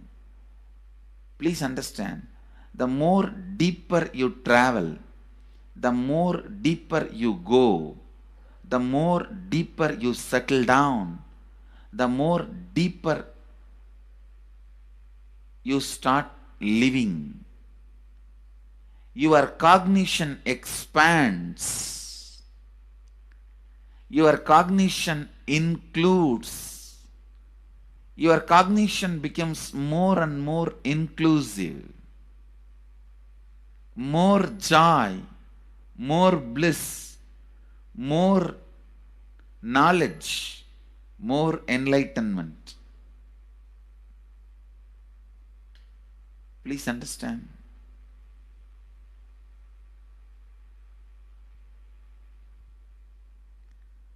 The more and more completion happens in you, you will see everyone around you feels complete with you.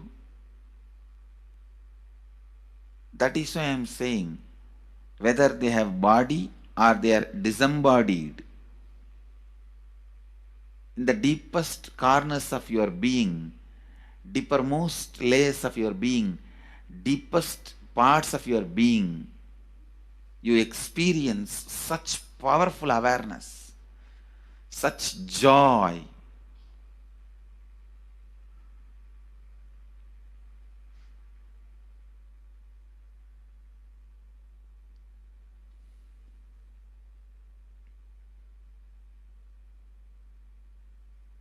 Going into the deepermost corners of your being not only is a joy, it's a power. Because suddenly you will see everybody around you, everything around you listens to you.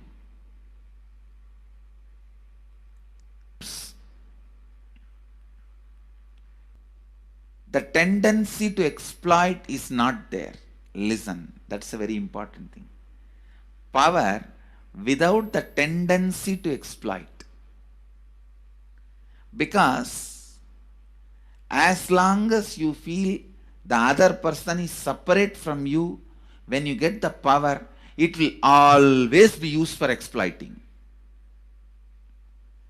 Because the other person is separate from you, then naturally what you will feel? Let me suck all the possible energy, intelligence, time, talent, treasure. But when you feel the other person is your own extension, you will see, you will be showering so much, enriching so much. The power you have will not be exploiting, it will be enriching. I tell you, even if death comes at this moment, I can tell you very clearly, I can face the death directly and tell the death, I have enriched every human being more than what I received from anybody. I have given to every human being whom I met in my life more than what I received from them. My accounts is clear. I am ready. Come on, let's go. My accounts is clear. I don't have debt. No credit card money to be paid, loans to be paid, no debit card, no credit card. My accounts is clear. Understand, when you feel everyone is your extension, the power given to you, the power you gain, see, any living is power. Powerful way. Even in that, you will become powerful. So any lifestyle you choose, you will get power in that field. Whether it is exploiting or enriching, murdering or raping or go on serving. Whatever lifestyle you choose, living is power. when you go into the deepermost core of your being and start living based on completion, I tell you,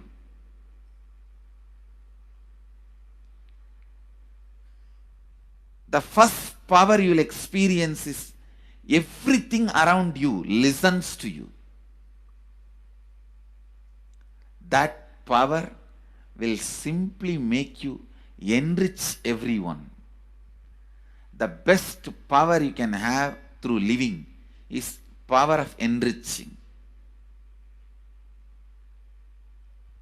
Whatever you do, as I said, whether you live the life of enriching or exploiting, you will become powerful. I tell you, the power of exploiting brings more and more conflict within and without. And those conflicts naturally bring suffering. And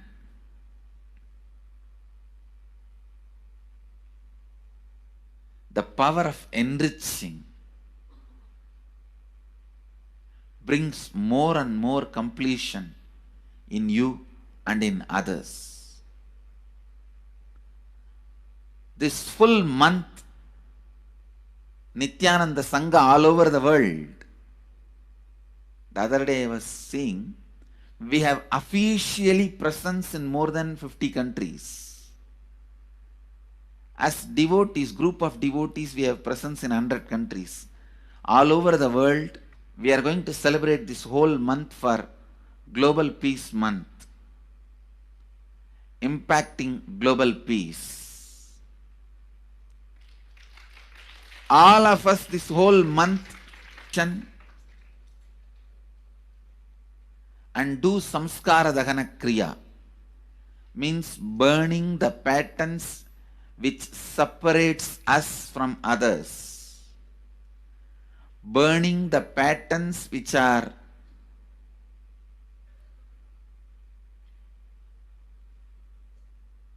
constantly keeping us in a superficial level. All over the world,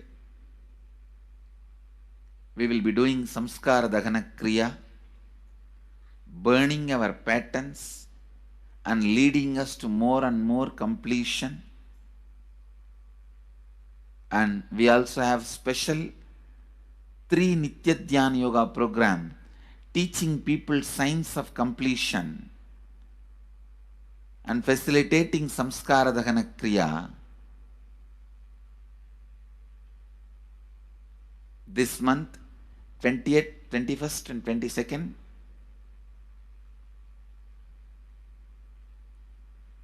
this whole month, all over the world, all our temples, ashrams, centers, yoga centers, schools, colleges, universities should do samskara dahana kriya, should do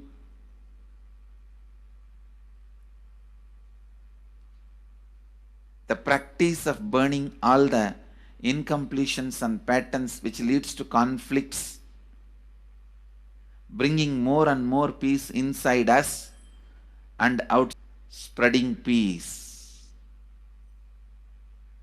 This whole month, let's impact global peace. Let us really contribute to the global peace, not just talking about it. Let's do it. Let's do it. Not just talking about it. Let's do it.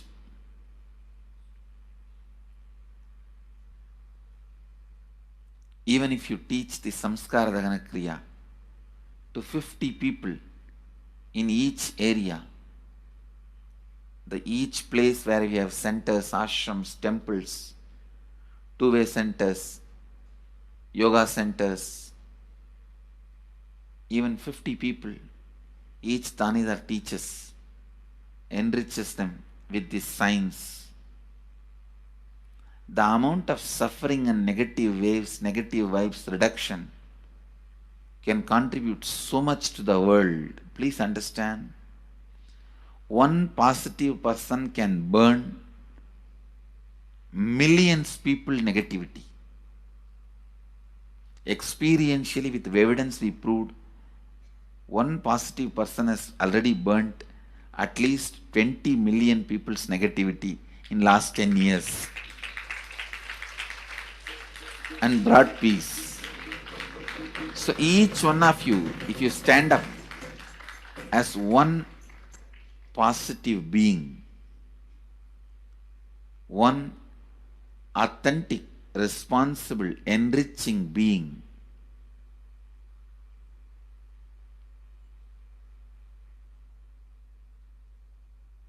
I tell you,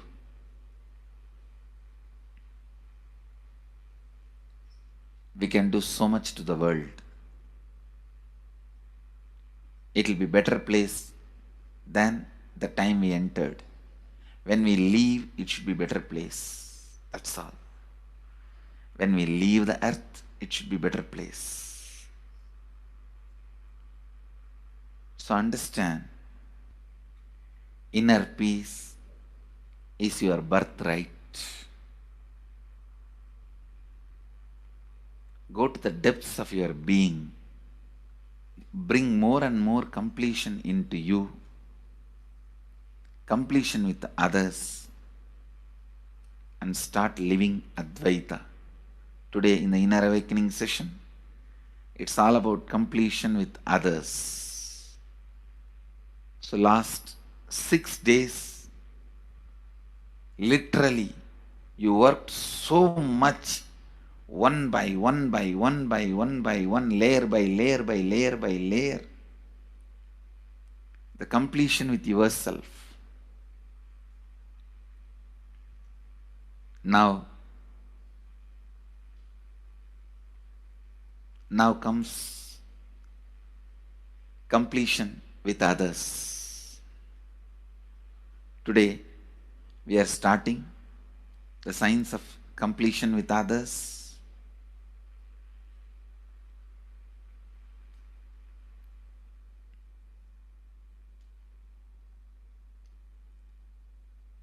It's one of the most powerful science. Does so much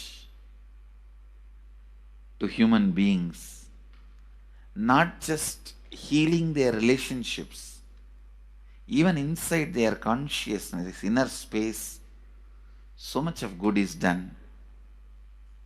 So much of awakening is done.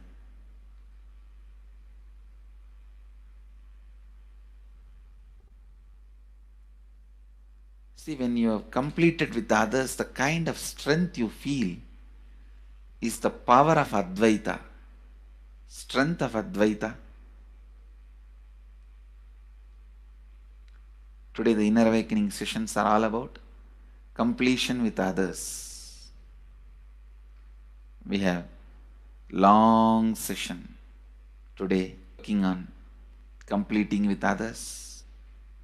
So with this, because today we have a long session with Inner Awakening,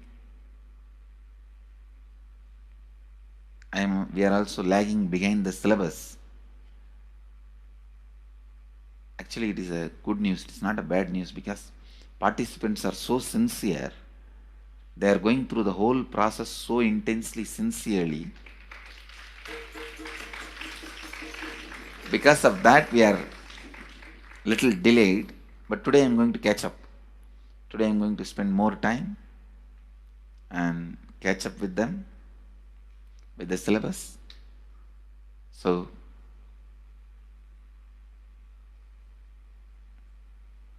I conclude today with this. I'll move to the next sessions, IA sessions and all that. Because never I conclude. There's no conclusion for satsang. It goes on and on and on. Only the audience change. So with this, I move to the next step. I bless you all. Let you all radiate with integrity, authenticity, responsibility, enriching and causing eternal bliss. Nithyananda. Thank you. Nithyananda Dhyanapitham, Nithyananda Nagar, off Mysore Road, Bidadi, Bengaluru. Phone 08027279999. www.nithyananda.org.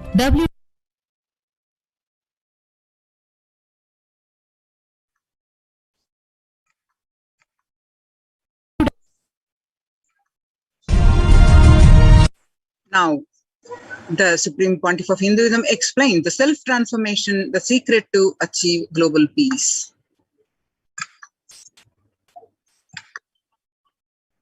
Social answer means I'll tell, oh, you should all work for global peace.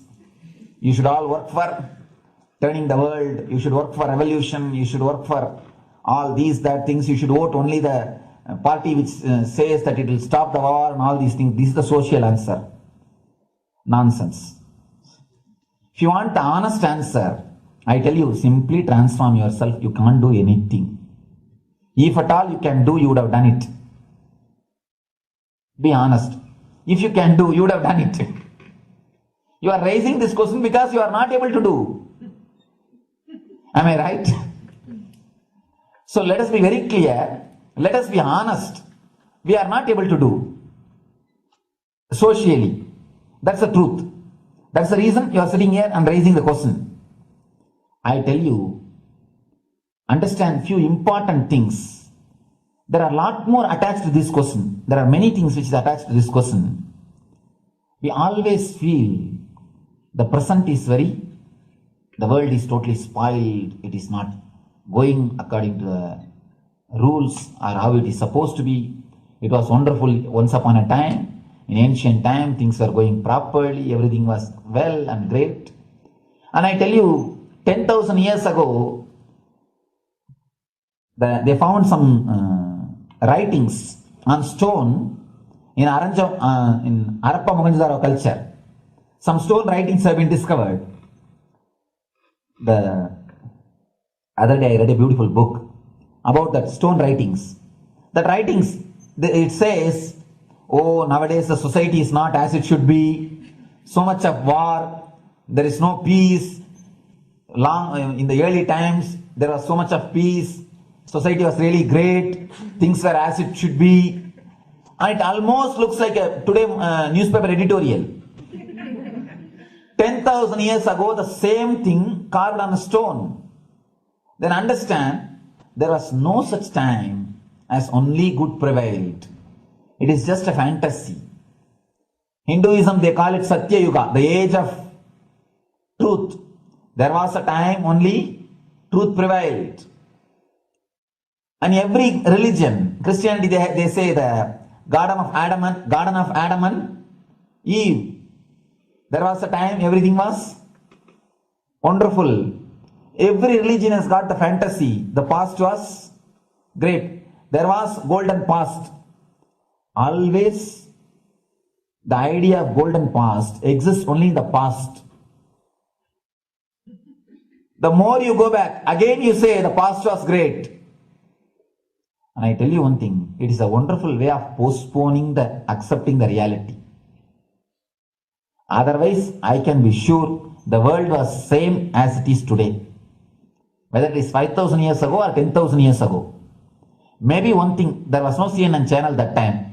So the news did not reach you so quickly. That's all. The news did not reach you so quickly. That may be the only difference. But otherwise I can be sure the good and the bad was equal.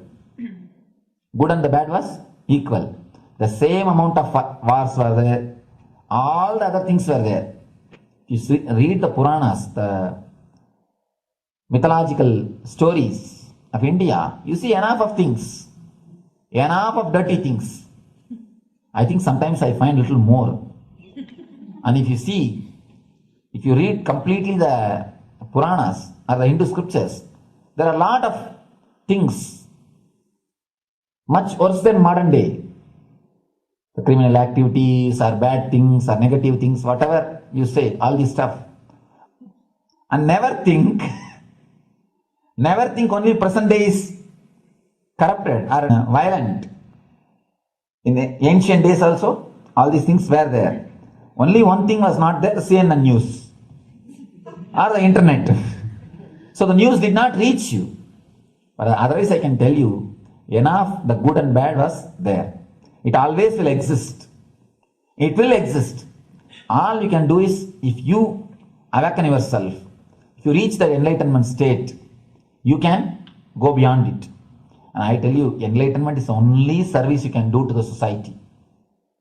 Just become enlightened so that you will reduce the negativity. Now, as of now, you are also the part of negative group. Naturally, we will be a negative group. As long as we are unenlightened, we will be the part of collective negative consciousness. So if you become enlightened, at least you will reduce your weight. That's the only thing we can do. Nothing else can be done. So all I request you to do is just become enlightened. Realize that you are a lion. That's the only way to help yourself and the society. Otherwise, all revolutions, you see, all revolution again end up as one more tradition. In last 2000 years, 3000 wars have happened in the humanity. In 2000 years, 3000 wars. Human beings have not done anything except doing wars, except fighting. Everybody claims he wants to do revolution. He wants to spread peace. You see, every country claims their army is a defensive army. Then who is offending? Tell me. Every country says defensive army. Then who is offending? These are all just, games. The idea of peace is a pure game. Everybody wants to spread the peace according to them, not according to the other person. They want peace according to them. The other day I was in one interreligious gathering. One guy is preaching, let all of you convert to my religion so that we will not have fight. He wants peace the way in which he wanted, not the way in which. And there's a beautiful saying, the sword of Muhammad, it is written, peace alone should survive, something like that. He has written some statement about the peace on the sword. We all take sword to spread the peace. So no revolution is going to help, because in last 2000 years 3000 revolutions have happened, but still world is same, I think much worse. So no revolution is going to help, only individual evolution is going to help. So be very clear. Instead of working in the outer world, start working in the inner world. That will help you and society some way.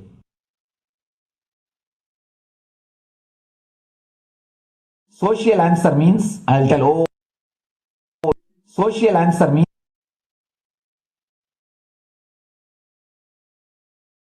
listen carefully. The space of Shanti,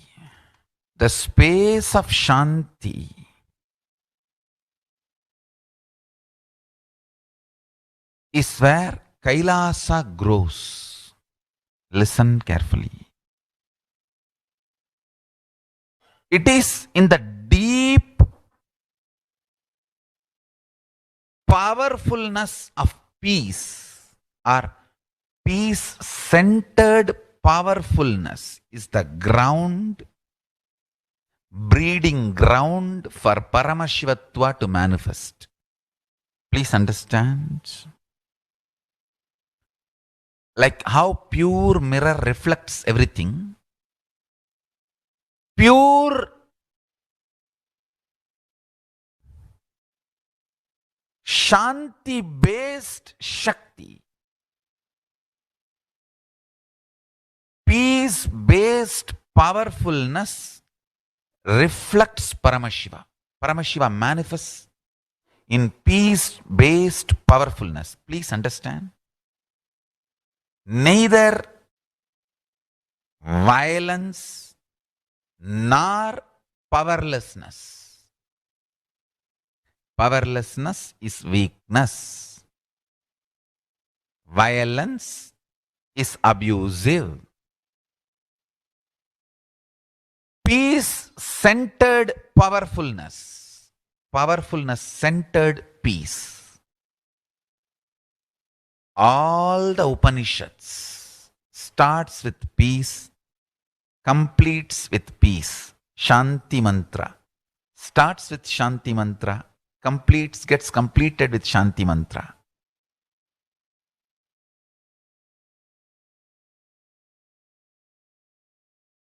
Peace-based powerfulness is a fundamental requirement for Paramashivatva to manifest. That is why people who don't want us to manifest Paramashivatva or power manifestation do not want to allow the peace in our life or do not want peace in our campus. Understand?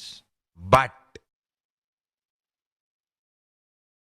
only if you are peaceful, which cannot be shaken even by the demons and devils and rakshasas, we can be in eternal peace.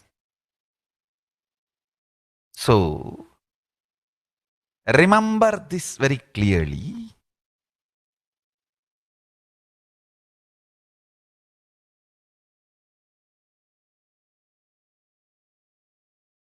Peace alters the very DNA structure, genetic structure, the core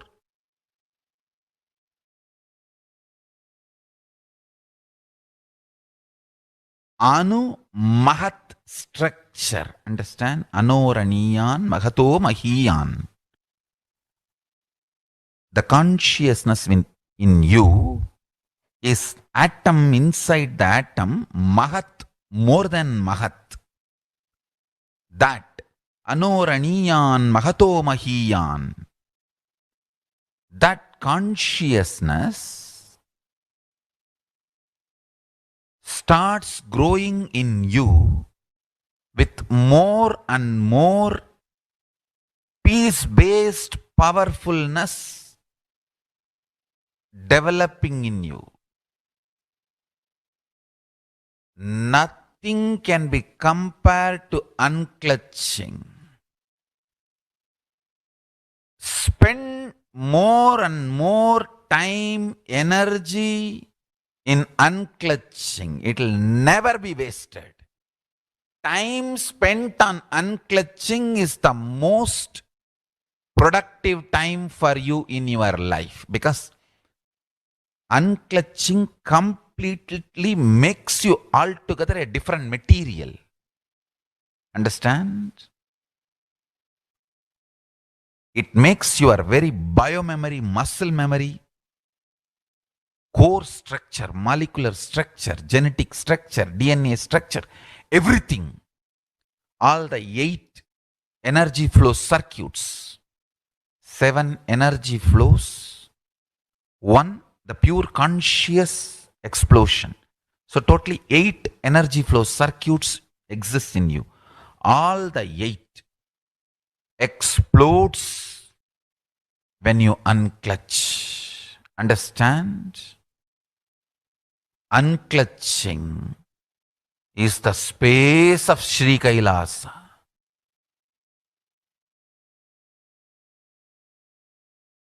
Listen carefully. Listen.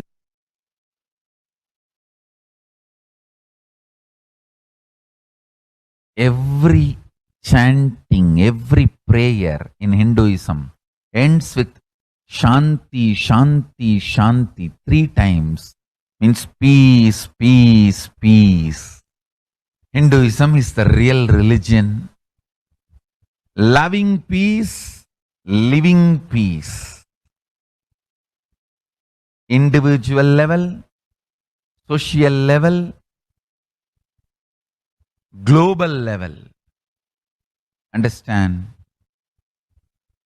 Hinduism lasts all its 56 nations, 200 states, 10,000 kingdoms, samsthanas, is not a loss to Hinduism, it is a loss to planet Earth.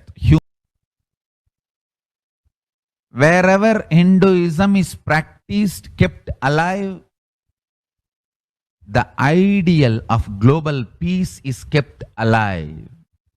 Just do this one simple statistics. You yourself study. Google and study. Take the top 10 religions and list how many people they converted in last 200 years, how many people they killed. List for each religion. I can be 200% sure you yourself will realize Hinduism is the most peace-loving and peace-living religion, neither conversion nor terrorism. Neither conversion nor terrorism. Being the supreme pontiff of the most peace-loving, peace-living religion, I give you all my blessings on this International Peace Day. Understand, it is we Hindus need to keep the global peace as a living possibility, and we need to make this global peace as reality. Just talking about global peace will not work. Working for global peace only is the responsibility of the real living Hindu. Anyone who wants to claim themselves as a Hindu or practicing Hindu should work for global peace. Global peace is our responsibility. Every chant,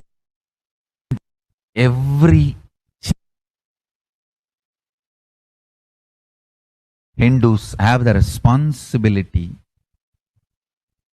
to bring global peace.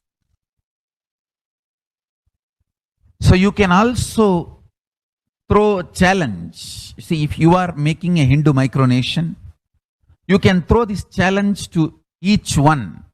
Your friends, family, 10 people. Let them participate in the challenge and then create. Let them send a challenge to others. So I welcome all the living and practicing Hindus to become founding fathers of Kailasa micronation in your countries. You can also make a challenge, like how they made ice bucket challenge and all that. We can make a challenge. You form Hindu micronation and claim, I am the founding father of the Hindu micronation Kailasa. And then you can invite your family, friends for a challenge. 11 people. You form and you challenge 11 people and they also form and they spread. So let us start spreading. This project is my message on this International Day of Peace. Let us start working for global peace instead of just talking. The work we do will talk for us. The talk we do will not work for us. This is the message. The work we do will talk for us. The talk we do will not work for us. Global peace is responsibility of Hindus. We living, practicing Hindus, not only we should achieve the individual peace through unclutching, yoga, meditation, we should also create an ecosystem where the global peace starts manifesting. This Kailasa Hindu micronation is the enlightenment ecosystem. I request every living practicing Hindu to manifest, do it. So the global peace can manifest from these Kailasa Hindu micronations all over the world. Hindus have So join the Kailasa's COVID care protection centers by registering the link below with https://kailasa.org/kailasa care. Now we'll be learning about the Supreme Pontiff of Hinduism's contributions for the global peace in other aspects, other spiritual solutions.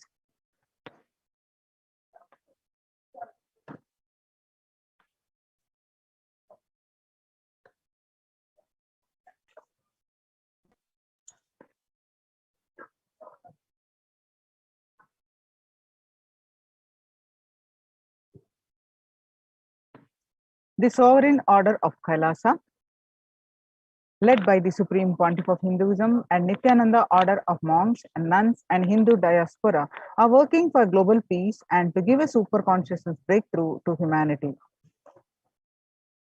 It is the Supreme Pontiff of Hinduism's mission to revive a conscious world where the global issues at the climate, economic, social, health, and humanitarian level cease to exist from their very root, turning the problems of poverty, hunger, violence, discrimination into powerful living through the experience of oneness. The Supreme Pontiff of Hinduism has been working from the very grassroots level to usher in an era of peace at all levels, individual, societal, national, and global.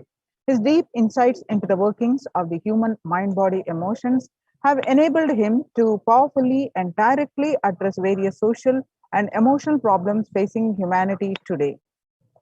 Some of the ways that the Supreme Pontiff of Hinduism provides spiritual solutions to combat the pandemic and other issues. Since the beginning of the global lockdown, the amount of contribution and the activism Kailasa has increased multifold through the Paramashivoham program, bringing the super consciousness breakthrough to the whole humanity. By starting the Akanda Nirvikalpa Samadhi Jnana Yajna and contributing almost billions of minutes Paramashiva Sankalpa chanting, the sacred Sanskrit mantra chanting to heal 24/7 via Zoom sessions, spiritual healing to one and all 24/7, helping with insecurity, fear, disease by empowering individuals to heal themselves, learn to cope up emotions like depression and tough situations in relationships, providing alternative solutions to worldly problems through power manifestation, initiating thousands every day into manifesting innate superhuman capabilities in the Kailas Kotiyar sessions, providing healthy solutions like a technique to clear the stomach from the Ayurveda solutions, which ultimately brings clarity out to the spiritual truths and give a conscious breakthrough.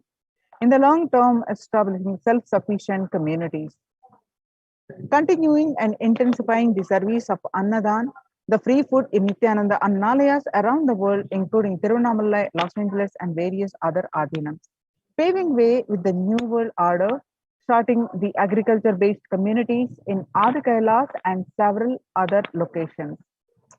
Peacekeepers of Kailasa, offering various life solutions from the teachings of the Supreme Pontiff of Hinduism. Hinduism prescribes various methods for global healing. One such is Maheshwara Puja, nullifying the collective negativity simply through the presence of the avatar and his order of monks, offering Maheshwara Puja to the natural calamitous victims.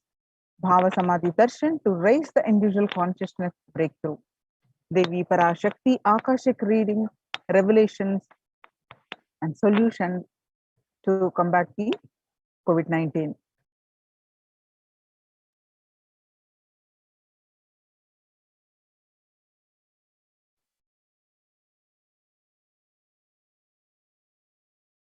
Society was created with the delusional ideas of too many human beings, blind spots, and the decisions made from those blind spots. If the visionary of a civilization or country or nation has blind spots, when he develops the vision for it, the whole civilization suffers those blind spots forever. Now it's time that the nature, Prakriti, resets itself, and many of the blind spots based visions, ideas become important components of the society. This pralaya, which is happening, is melting down everything which is delusion based. The world as we know is gone, and let us celebrate God. This isolation, which is seemingly endless, with an unknown future, which is compelling humanity to make 100% lifestyle to change, is something to be deeply dwelled upon.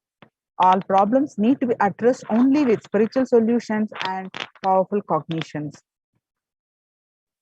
To stop people having mental breakdown, pandemic fatigue, collapsing, depression, destruction, and also super consciousness breakthrough and revive the enlightened civilization, the Supreme Pontiff of Hinduism continuously gives spiritual solutions and powerful cognitions. Some of the spiritual solutions and powerful cognitions are unclutching, practicing completion, practicing oneness, practicing ajapa japa of Mahavakya, Om Nithyananda Paramashivoham, continuously building a deep feeling connection, and yoga, puja, vegetarian diet, and nirahara samyama. It is time we all take responsibility to save humanity, to protect people from the pandemic fatigue, destruction, and delusion.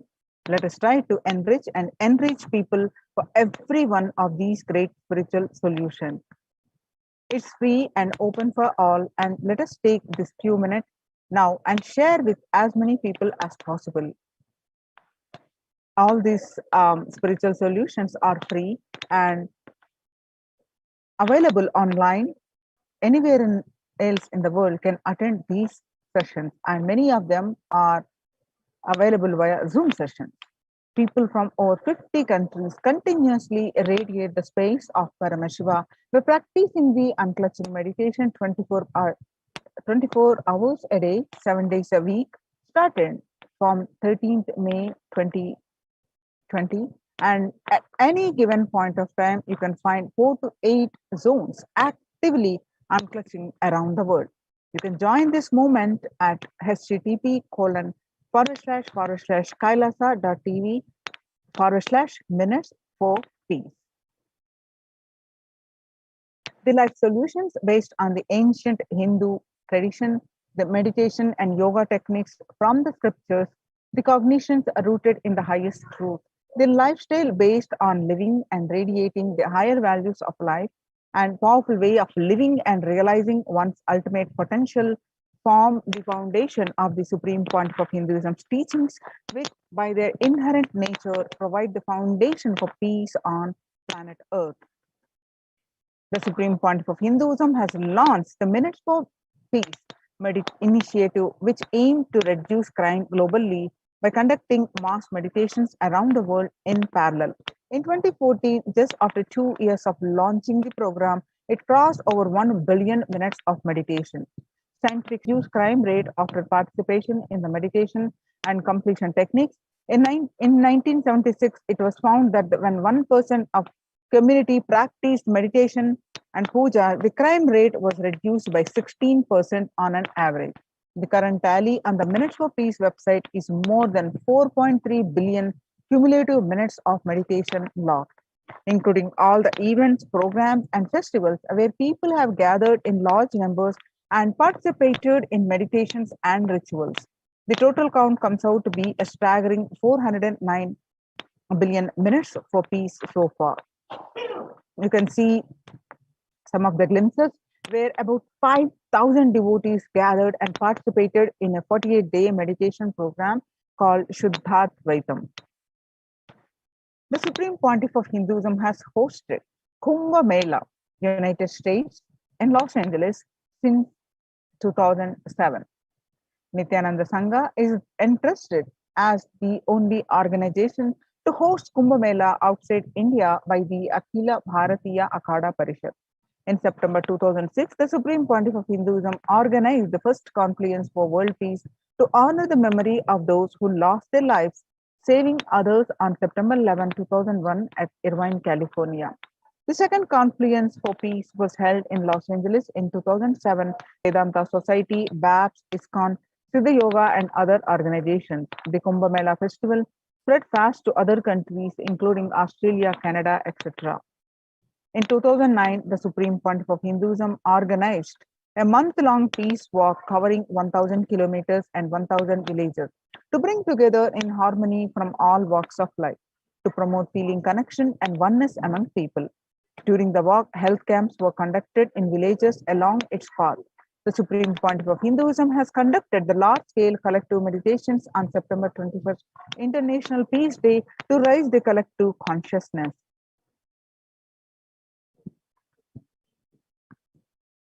One of the greatest contributions that the Supreme Pontiff of Hinduism is contributing is initiating thousands into sannyas. Sannyas is our social responsibility. Let us save Hinduism and humanity. The Supreme Pontiff of Hinduism has revitalized the monastic tradition of sannyas by initiating hundreds of people into Nithyananda monastic order. The all-renouncing monks contribute the best things to human civilization, living their life with the cognition that life is for others. These monks and nuns act as the beginners of peace and empowerment for the human society distraught with violence, depression, and other forms of life negativity. Supreme Pontiff of Hinduism has also revived the ancient practice of embarking on pilgrimages, the spiritual journeys, taking the spiritual aspirants to high energy sacred spots such as the Himalayas, Kailas, Varanasi, Angkor Wat, and various powerful temples of India. Even though prevalent in India, this practice is rapidly losing its original context, turning into a recreational family vacation. Reviving the original spiritual context, the Supreme Pontiff of Hinduism has made it possible for modern day human beings to benefit from the spiritual energy present at these centers and accelerate their journey of spiritual evolution, hence ensuring individual and collective peace as a natural consequence. Food system whole key to ending the world hunger. The effect of COVID-19 pandemic, the UN has noted a dramatic increase in world hunger according to the state of food security and nutrition in the world. 1/10 of global population, as many as 811 people, were undernourished in 2020, an increase of 100 million from 2019. According to the Eat Lancet Commission, moving toward diets with the diversity of plant-based foods, low amounts of animal source foods, unsaturated rather than the saturated fats, and limited amounts of refined grains, highly processed foods, and added sugars could prevent between 19 and 24% of all adult deaths each year. Under the Red Om project, which is the No Hunger project, through the Annalayas, the food donation centers at the Kailasas de facto spiritual embassies worldwide, under the guidance of the Supreme Pontiff of Hinduism, has served over 2 billions of organic sattvic vegetarian meals so far. Giving free food to all the citizens is the economic policy of Kailasa, deriving the reference from Vedas and Agamas. Recently, under the humanitarian initiative launched by the Supreme Pontiff of Hinduism, is opening of Kailasa's COVID care centers in India, where the monastery campuses have been turned into a multi-layer quarantine facility to safeguard the inmates against any possible point of contact with the outer world. The Supreme Pontiff of Hinduism has opened this service free to all people, regardless of any differences in age, gender, caste, creed, ethnicity, color, or socio-economic status. Food, shelter, internet, and all basic facilities, including medical care, are provided at these COVID care centers free of cost and for an indefinite period of time. The outcome has been a splendid zero infection rate so far among the participants, a feat not achieved anywhere else in the world, let alone in India. This response model of handling the COVID-19 pandemic at a community level, along with the guidelines and recommendations for governments, has been recognized and accepted by the United Nations as well. Now we can see some of the glimpses where participants of the COVID care program offered by the Supreme Pontiff of Hinduism are enjoying a healthy, blissful spiritual lifestyle in multi-layered quarantine, multi-layered protection. They enjoy a stress-free time following a spiritual morning routine, doing yoga, doing puja and temple sevas, kara sevas, and celebrating festivals. So join the Kailasas COVID Care Protection Centers and register now through the link below with https:// //kailasa.org/kailasa care. Now, all these COVID care centers at the Kailasa de facto spiritual embassies are temple based. The Supreme Pontiff of Hinduism has been reviving the temple based ecosystem. So let's now understand why the temple based ecosystem. Now, especially in the times when COVID-19 is rampant and the ancient temples are in a lockdown because of the risk of the widespread corona disease, the devotees of these temples were visiting and having darshan of their gods and goddesses for thousands of years. Yet all these ancient sacred sentiments have come to a harming halt after the lockdowns have taken place. The religious fervor of the devotees is being lost due to the pandemic. The Supreme Pontiff of Hinduism is reviving the e-Kailasa ecosystem and bringing all the ancient traditions of the online platforms on Kailasa TV, YouTube, and Facebook. Now, let's understand from the Supreme Pontiff of Hinduism explains about the science of temples.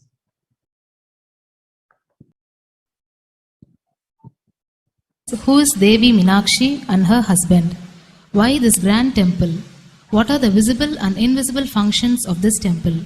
Please tell us, Swamiji. Read the next question also. Both. As we see in our present time, towers of mobile, TV or dish TV antennas everywhere connecting invisibility to satellites, doing an incredible function for individuals and for society. My question is, there is and was everywhere temples and deities in this culture. Anybody coming from outside just wonder, is this just sentimental carved stones, worshipping culture or just artistic sculpture? What is the invisible function of temples, deities? See, both questions,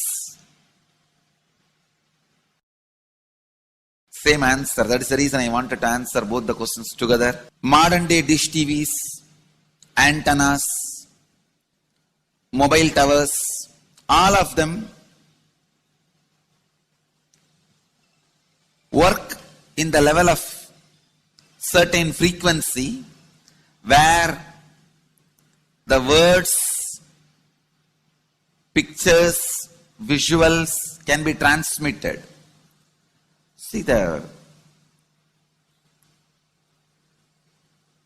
verbalization and visualization, names and forms can be transmitted from one place to another place through these mobile towers, dish TV antennas. But the temple towers are created to transmit super consciousness from one place to another place. Please understand, in Meenakshi's time there was television, conscious television. It used to be in stone slab, and if you just sit in front of that stone TV, meditate, connect with Meenakshi, she will appear live and answer whatever you want. So each of the stone slabs only slowly later on became deities. You can see in our temples this happening. The TVs in which I am appearing and speaking are slowly becoming deities. They are receiving worship. Flowers are offered to it. Aarti is done to it. Incense is given to it. Now, all our temples are planning to have a separate throne for this TV. In Los Angeles, already I am on the throne. The TV is in the throne. The TV, in which people are seeing me, have already become deity. Same way, please understand, the stones through which people were able to connect with the super consciousness have become deities. Same way, all our temples, deities, everything is a connecting mechanism with super consciousness. The mechanism which connects with the super consciousness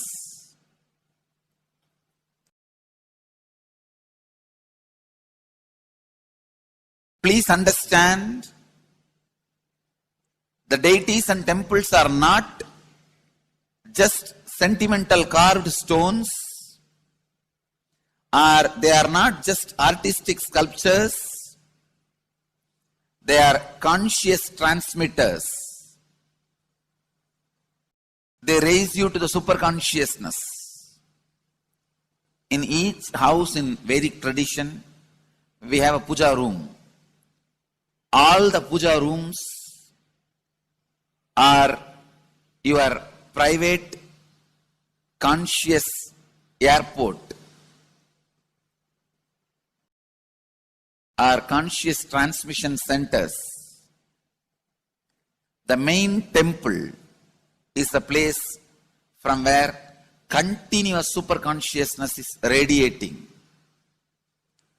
So if you just sit and connect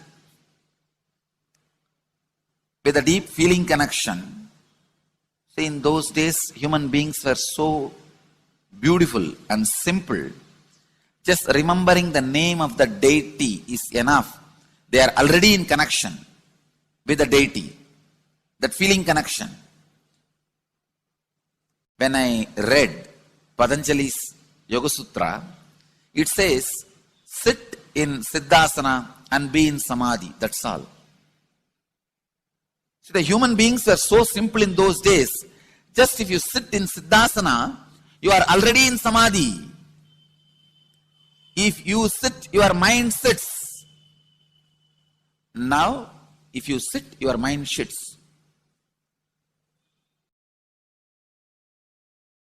Mind is completely away from the body. In those days, human beings were so simple and intelligent. All the non-mechanical parts of their brain were awakened. It is Western culture which killed the non-mechanical parts of the brain, the functions of the non-mechanical parts of the brain. Please understand, in the Vedic civilization, always human beings were brought up in such a way that non-mechanical parts of the brain was fully alive and awakened. It is a cultural invasion, destroyed the greatest possibility of the human being when the non-mechanical parts of the brain is not functioning anymore. The temples, deities, all these are looking useless. Otherwise, they are a huge conscious infrastructure. Please understand. So, an example, suddenly, if we find some method to travel just 20 feet above the air, or 30 feet above the air, without petrol or diesel, all our automobiles, roads, everything will become useless. Then you will wonder, why so many automobile industries are established? Why so many cars are produced? Why this huge road waste? I think our ancestors are fools. You don't understand. At one period, it was used. It was being useful. Our temples, our deities, all these are useful if all your non-mechanical parts of the brain is awakened.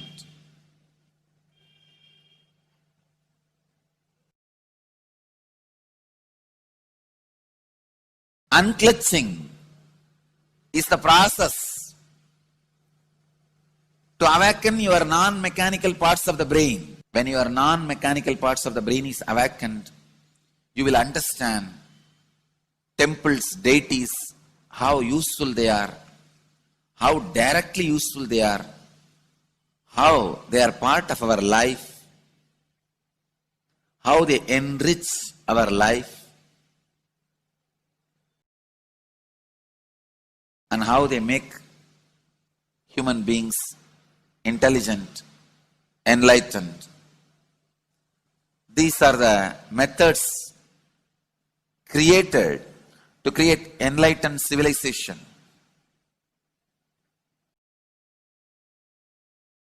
These grand temples are not built as an just monument. They are built as a conscious movement. It is not like Egyptian pyramids, monuments. No. It is conscious movement to raise human beings to the highest consciousness, to make human beings experience the highest purpose.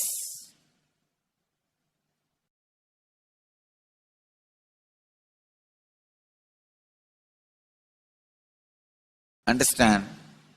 Unclutch. Use the temples to achieve the highest consciousness.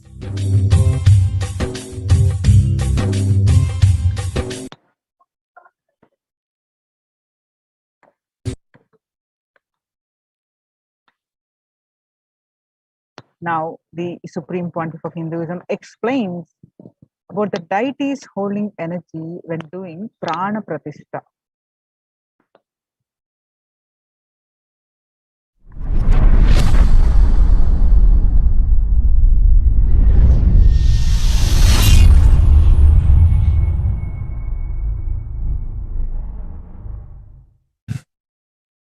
Actually, after the great pause settling, I wanted to do this Kumbhabhishekam, and then the Shivacharyas have advised us that only after the Uttrayanam, Uttrayana Punyakala, means after the Uttrayana starts, we are having a good date, Uttamottama date for Kumbhabhishekam. So that's the reason we waited. And see, fundamentally, deity intensely receives the energy like a lightning and holds it and manifests continuously for the whole humanity. You see, it's like if I have to talk to you in a normal social language, it's like a lightning holder. Like I can get into the samadhi, one with Paramashiva, and bring the whole thing to planet Earth. But the deity should be able to hold it and manifest it, radiate it for the humanity. So that is the reason the beautiful, dense, most dense granite deity is made. The earlier, the Avudayar we made, too much of power manifestation, it has given crack in multiple places. I don't know how you guys will be able to believe. Maybe I'll tell them to show the video. Such dense granite cracks to pieces and so carefully maintained with so much of all the Abhishekam, Puja and everything. Crack is the last thing you can imagine in dense granite, but so many places that earlier Avudayar has had, and that's the reason we made the new deity with more dense granite now. More dense granite, the deity is done, so it can withstand the power manifestation and hold the power for quite a long time. Maybe at least next 12 years it can hold. And before that I'm planning for the different level of granite for Avudayar. I wanted to teleport from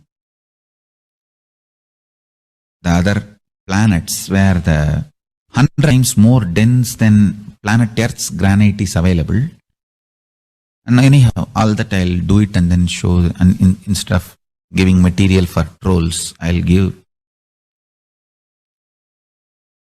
information after everything is achieved.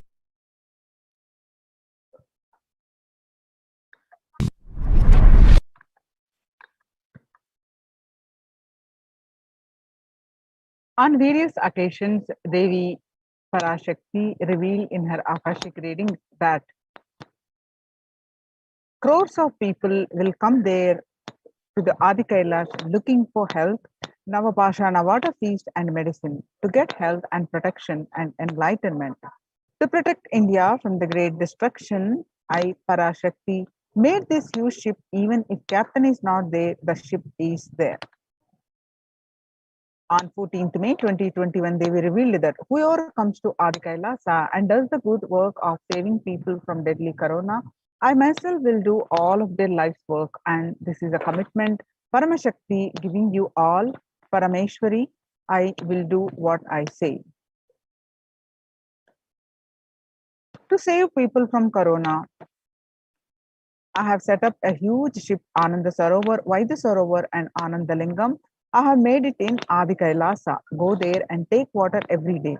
Worship Anandalingam, water, turmeric, milk and neem rasam showered on Navapashanam are the medicines for this.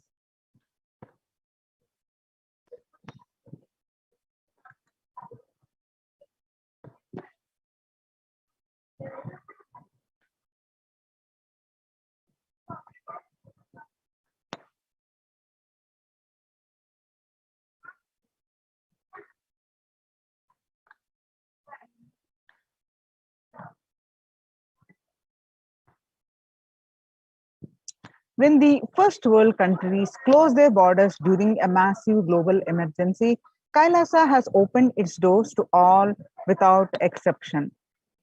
The various adhinams across India open are Adi Kailas in Bidadi, Bangalore, Salem, Tirunamalai, Rajapalam, Pattanam, Srirangapadi, Madurai, Avatipalam, Huzur, all from Tamil Nadu, and Puduvai Adhinam from Pondicherry, Baroda Adhinam from Gujarat, and Sripuram Adhinam from Telangana, Hyderabad.